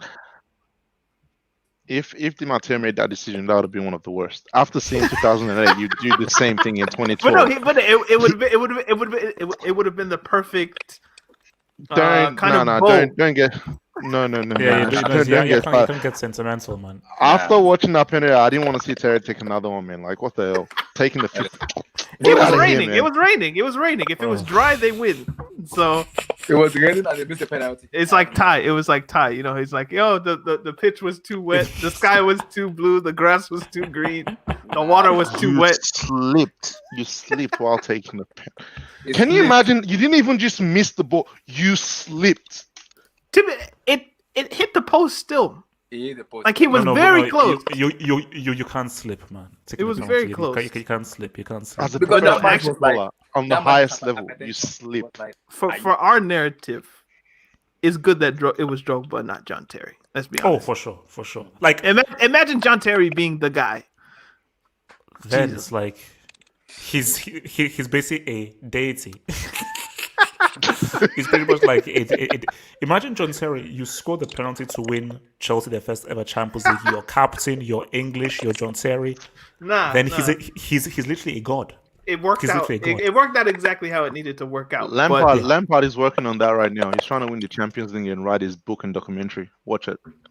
Oh no, for sure. Like, but Lampard has to realize that how much time is Abramovich gonna give you because Lampard AJ, wants if to be that Lampard manager. wins the Champions League this year, my lord in heaven. English. And you know what's and, trouble. No, guys, you know what's he's not winning it this year. No. It's not winning Chelsea. it. Look. Chelsea, Bayern. Okay, what would you say? Chelsea, Bayern, final. It's tough. 1-1, tight. Goes to penalties. Boom. So I know where this is going. Fourth penalty. Thomas Muller misses. And then this is the final penalty. Mason Mount steps up with the fifth penalty.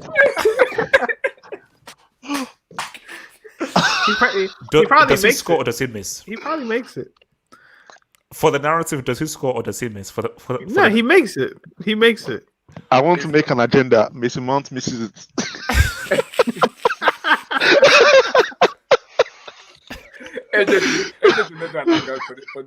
No, because you know, like my Mount would take the first one though, to be honest. No, but just for I know. argument's sake, If he took the last fifth, one, if he took fifth, he's making it. It's called Just because it would just because that's how the universe would have it lined up. yeah. I mean, you know what? You're right. I think because If it was seems so Tammy obvious to Abraham, miss, he'd miss it though. If Yeah, it was he'd miss it, he'd Abraham would miss. and they're like racists, Kante would clan, like white Nazis. It doesn't. Kante, I think I've seen Kante take a penalty. It's actually decent. Once. Hmm. Once. Because I think there was a penalty when Hazard was there, when Kante was having the discussion. Like, I think there was a news that came out that he told Hazard that I'm not going for that penalty. You're gonna take that penalty. I'm going for that. Who actually in Chelsea's team would be the fifth guy though? Timo Werner, maybe. See, for me, I would. Jorginho has been a bit sketchy, but you have to look at somebody who is ice cold. Ziyech for me would be the one who takes the fifth if I was making the list. Maybe Kai Havertz, but he has an 100% rating penalty. Give me Ziyech, man. No, but be looking for somebody like good penalty taker who is ice cold and has a strong personality. Timo Werner for me. You know what, Werner? I would say you want to go first. Yeah. But Jorginho will go first, though. Timo Werner will not go first. Jorginho will probably go first. Jorginho feels like 2 or 3. Like he'd go second or third. Because in the Carabao Cup, Lampard kept was taking the fifth. if Timo Werner was... See, now, if I was Lampard, I would go Werner, Jorginho, Azpilicueta, Mount, Ziyech. Or if I had a striker, then Kovacic is bad though. Kovacic no, is no, bad. no. Kovacic is a clear miss. It's a Clear miss. I think. Okay, go for it. If he's missing, he's Mhm. missing. He's missing. You see, yeah, Tammy is sketchy. I think Kai Havertz is very good on penalties. No. Tammy's a really good penalty taker. I just don't think he'd be on the pitch. So Exactly. Yeah, Kai Havertz is well, very Jorginho won't be on the pitch in that case then. why he wouldn't last 120? No, it will have been sub. He's not- It will have been taken out. Yeah. Lampard wants to defend. He will not want to defend. He will take him out. I mean, if our midfield is Kante, Havertz, Mount, then Where would Jorginho play? where's Jorginho? Silva could take a penalty. Maybe. Chilwell can take Chilwell- a penalty. I think Chelsea could win a penalty shootout if it was like a Champions. Like, there's enough. It just matters on nerves. The penalties in the- but just that, who would you trust the most with a decisive penalty to win the show? Because Okay. to be honest, Kai in 2012, the person I would have expected, or at least behind Lampard and Drogba, to missed in Juan Mata. He missed the first one, He missed and the one. two Yeah. players who I thought had the best chances of missing had the best Cool. penalties. David Luiz penalty, David Luiz. A1. And actually His penalty was A1, and Ashley Cole had the best penalty of the bunch, where it went into the side netting. Mhm. So it just depends, man. It depends. Well, if that comes to the CL final, let's hope. An L though. Is it the Chelsea are getting to a CL final, so it doesn't matter. Yeah. Well. The FA Cup final on penalties is what they should be worried about. All right, guys. Thank you very much for tuning in. Remember to like the video, to subscribe, and then we'll be back here. Where can people follow you guys, Eddie? Where are you at Yeah. on Twitter, man? On Twitter, I don't use Twitter as much, but my Twitter is what? sorry, man, OSORRIMEN. I mean, I go on Twitter to just look at other fans' rants and stuff, but I don't actively post on there because I don't know. I'm not. Abdullahi. Yeah, top plus fresh 10. That's TOPLUSFRASH 10. Yeah, I'll put all the links in the link them, description link box. Wait, Eddie, say something? No, I wasn't. Oh, okay. And obviously, you know where to. Oh, his thing is there at Daniel to look right there, man. So, remember, guys, remember to Good question before you round up. also remember to subscribe. Abdullahi wants to ask a question. Before you round up, Oh my god. Okay, what question do you want to I ask? just want to put it this way. I know it won't happen. It won't happen. Oh no!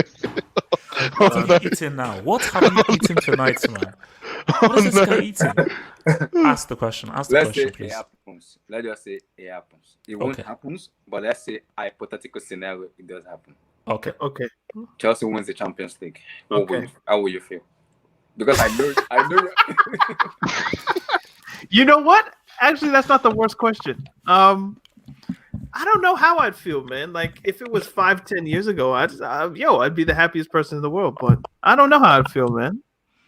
No. I mean, I think the universe is Half stopping hope Chelsea. would be out of his brain if they won the Champions League, man. No. I think the He's gonna universe. pop those bottles down.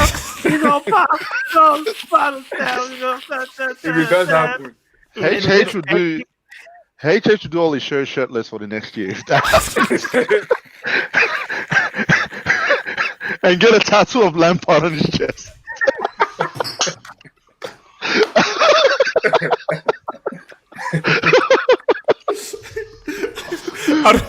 I'd mount as well. I'll start doing the streams in like a Cockney accent, like, oh, you're right, boy. Yeah, you're Chelsea, right? You're right. Yeah, so I don't know. Abdullahi, I have no idea how to feel. I mean, I wouldn't feel bad, but I don't think I'd be like over the moon or something.